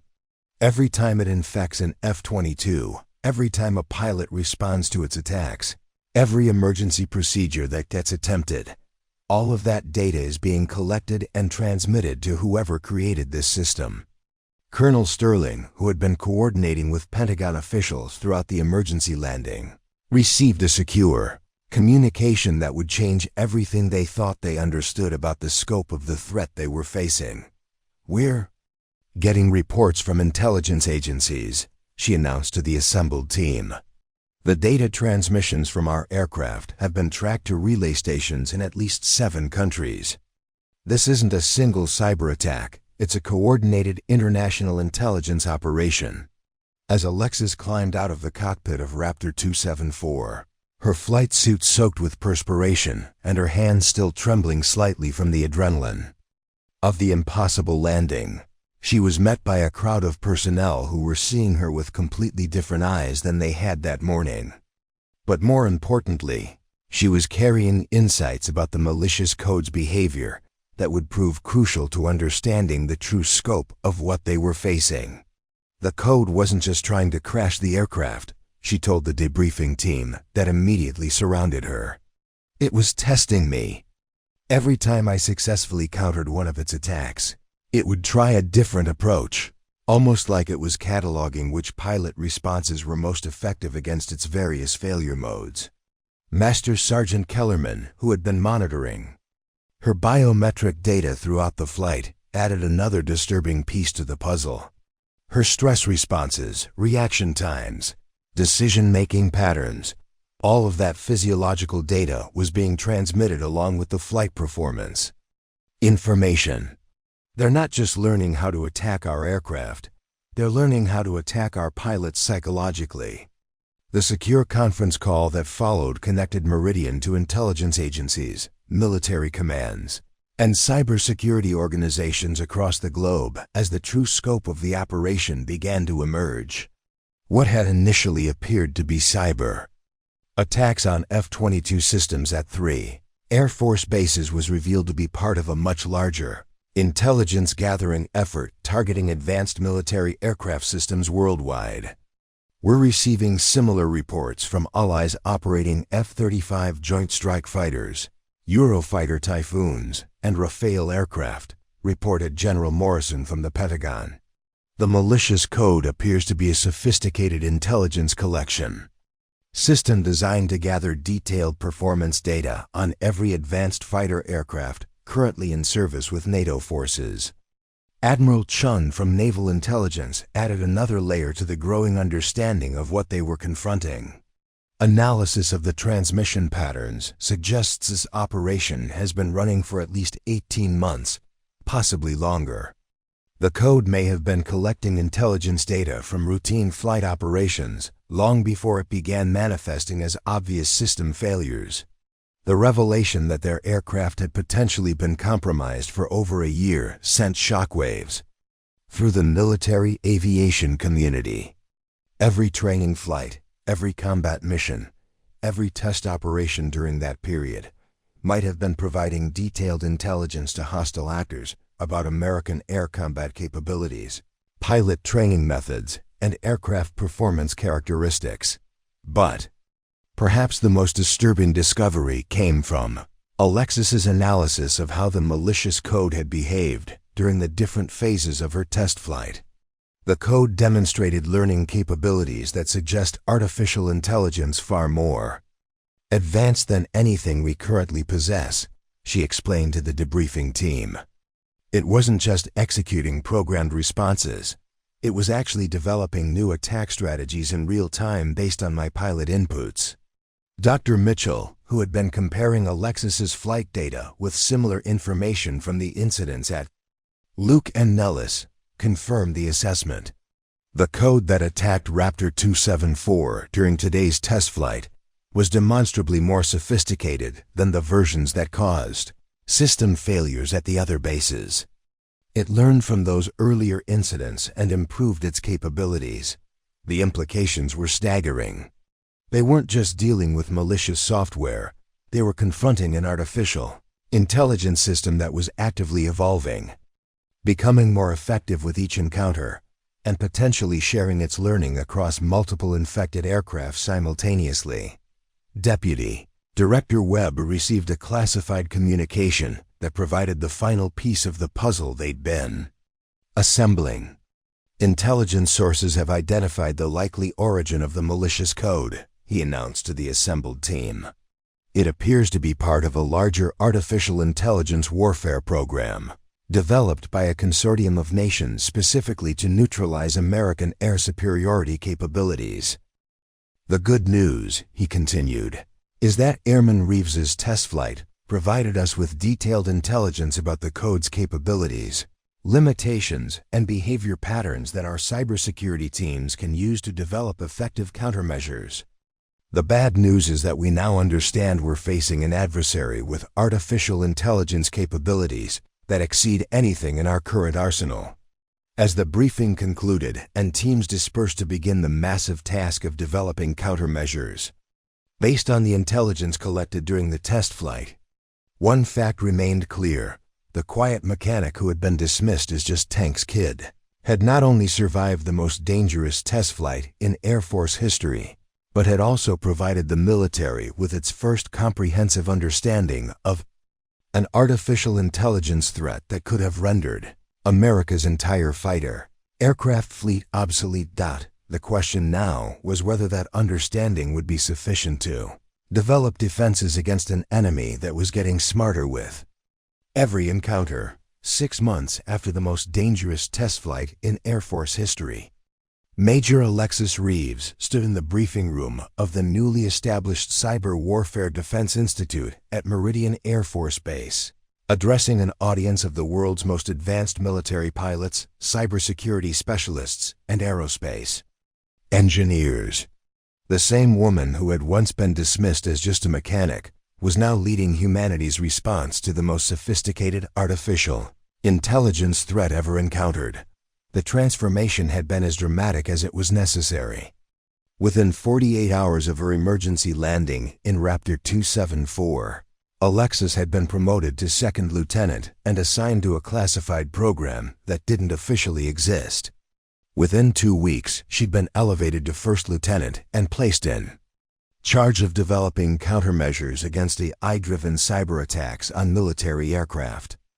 By the end of her first month in the new role, she held the rank of captain and was briefing generals and defense secretaries on artificial intelligence warfare strategies that were reshaping military doctrine across the globe.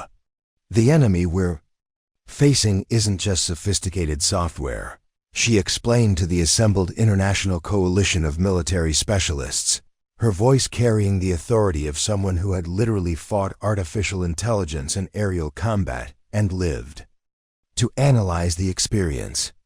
It's a learning system that becomes more effective with every encounter, adapts to our countermeasures faster than we can implement them, and shares its knowledge instantaneously across global networks. The data displayed on the screens around the briefing room told a story that would have seemed like science fiction just months earlier. The malicious code that had nearly killed her during the test flight had evolved into 17 distinct variants, each specialized for different types of military aircraft and optimized for specific pilot response patterns. More disturbing still, intelligence agencies had identified similar AI systems targeting civilian aviation, naval vessels, and ground-based military equipment across 6 continents. However, Alexis continued, activating displays that showed the countermeasures her team had developed based on the intelligence gathered during her harrowing flight. The test flight data provided us with something the enemy AI didn't expect. U.S. to obtain detailed information about its decision-making algorithms, learning patterns, and operational limitations. The breakthrough had come from analyzing not just what the malicious code had done during the flight, but how it had responded to her specific pilot inputs and emergency procedures.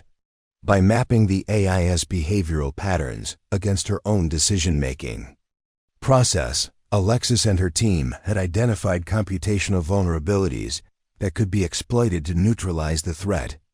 We discovered that the enemy AI, despite its sophisticated learning capabilities, operates within predictable parameters when faced with truly random pilot responses. She explained, demonstrating techniques that were now being incorporated into pilot training programs worldwide.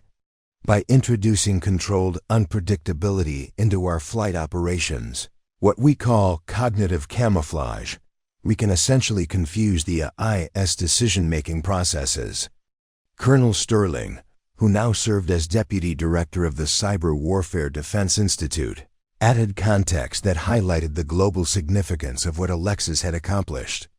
The countermeasures developed by Major Reeves's team have been successfully implemented across 847 military aircraft in 12 countries. We've documented a 94% success rate in preventing AI-driven system failures, with the remaining 6% representing encounters with AI variants that are continuing to evolve beyond our current defensive capabilities. The number represented both triumph and ongoing challenge. While the immediate crisis had been addressed, the war between human intelligence and artificial intelligence was far from over. The enemy AI systems continued to adapt, requiring constant innovation in defensive strategies and pilot training methods. The most important lesson we've learned, Alexis said, addressing the concern she could see in the faces of pilots who would soon be implementing these new defensive techniques, is that success against AI-driven threats requires combining traditional pilot skills with completely new ways of thinking about air combat. We're not just flying aircraft anymore. We're engaging in psychological warfare with artificial intelligences that can process information faster than human brains, but still can't replicate human creativity and intuition. The training programs that had emerged from her research were unlike anything in military aviation history. Pilots now learn not just how to fly their aircraft, but how to think in ways that would confuse artificial intelligence systems, how to recognize the signatures of AI-driven attacks, and how to maintain aircraft control when computer systems became unreliable or hostile. Master Sergeant Kellerman, who had been promoted to Chief Master Sergeant and now supervised maintenance operations for the entire Cyber Warfare Defense Institute, often reflected on how completely his assessment of Alexis had changed.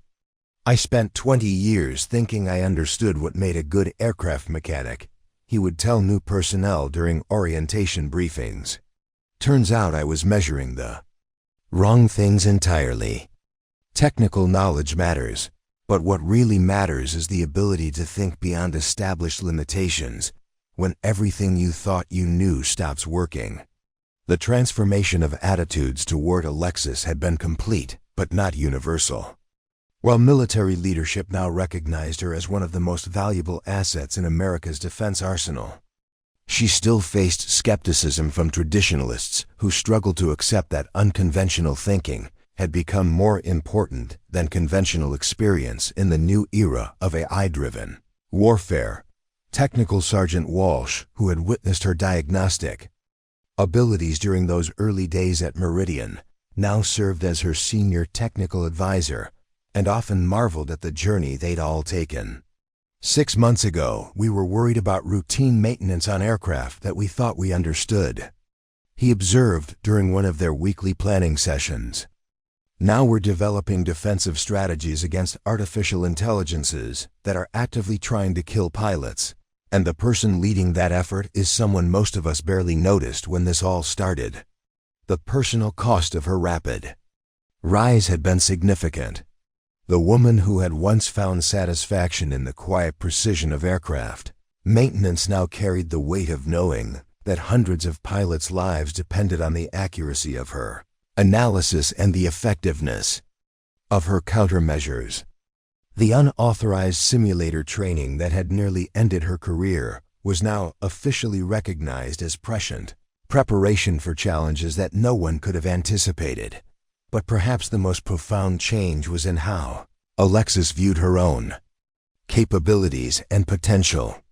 The mechanic who had once hidden her ambitions and accepted others' limitations on her possibilities now understood that extraordinary circumstances required extraordinary responses, regardless of traditional qualifications or conventional wisdom. Every morning when I arrive at the Institute, she told Master Sergeant Cruz during one of their informal conversations, I still carry my father's old tool bag. Not because I need the tools anymore, but because it reminds me that the most important skill in any profession is understanding how things actually work rather than how they're supposed to work. The war against artificial intelligence warfare systems was ongoing, with new threats emerging as quickly as countermeasures could be developed. Enemy AI continued to evolve, requiring constant vigilance and innovation from the international coalition that had formed to address the threat. But the foundation that Alexis had established during those terrifying minutes of fighting malicious code at 17,000 feet had provided humanity with its first effective defense against a new form of warfare that threatened to make human pilots obsolete. The quiet mechanic who had once been invisible in aircraft hangars had become the most visible advocate for a new approach to military aviation that combined traditional pilot skills with advanced understanding of artificial intelligence warfare. Her story had become required study at military academies worldwide, not just as an example of individual heroism, but as a demonstration of why the most important qualifications for facing unprecedented challenges often exist in the most unexpected people. As Major Alexis Reeves concluded her briefing to the International Coalition of Military Specialists, preparing them to return to their home countries with defensive techniques that might preserve human control over the skies, she reflected on a truth that had taken her years to fully understand. Sometimes the person everyone overlooks is exactly the person everyone needs, and sometimes the most important discoveries come from those willing to think beyond the limitations that others accept as permanent. The future of air combat would be shaped by the lessons learned during one impossible flight, flown by a woman who proved that courage, intelligence, and determination matter more than rank, gender, or traditional qualifications when the stakes are humanity's survival in an age of artificial intelligence warfare. Up next, you've got 2 more standout stories right on your screen. If this one hit the mark, you won't want to pass these up. Just click and check them out.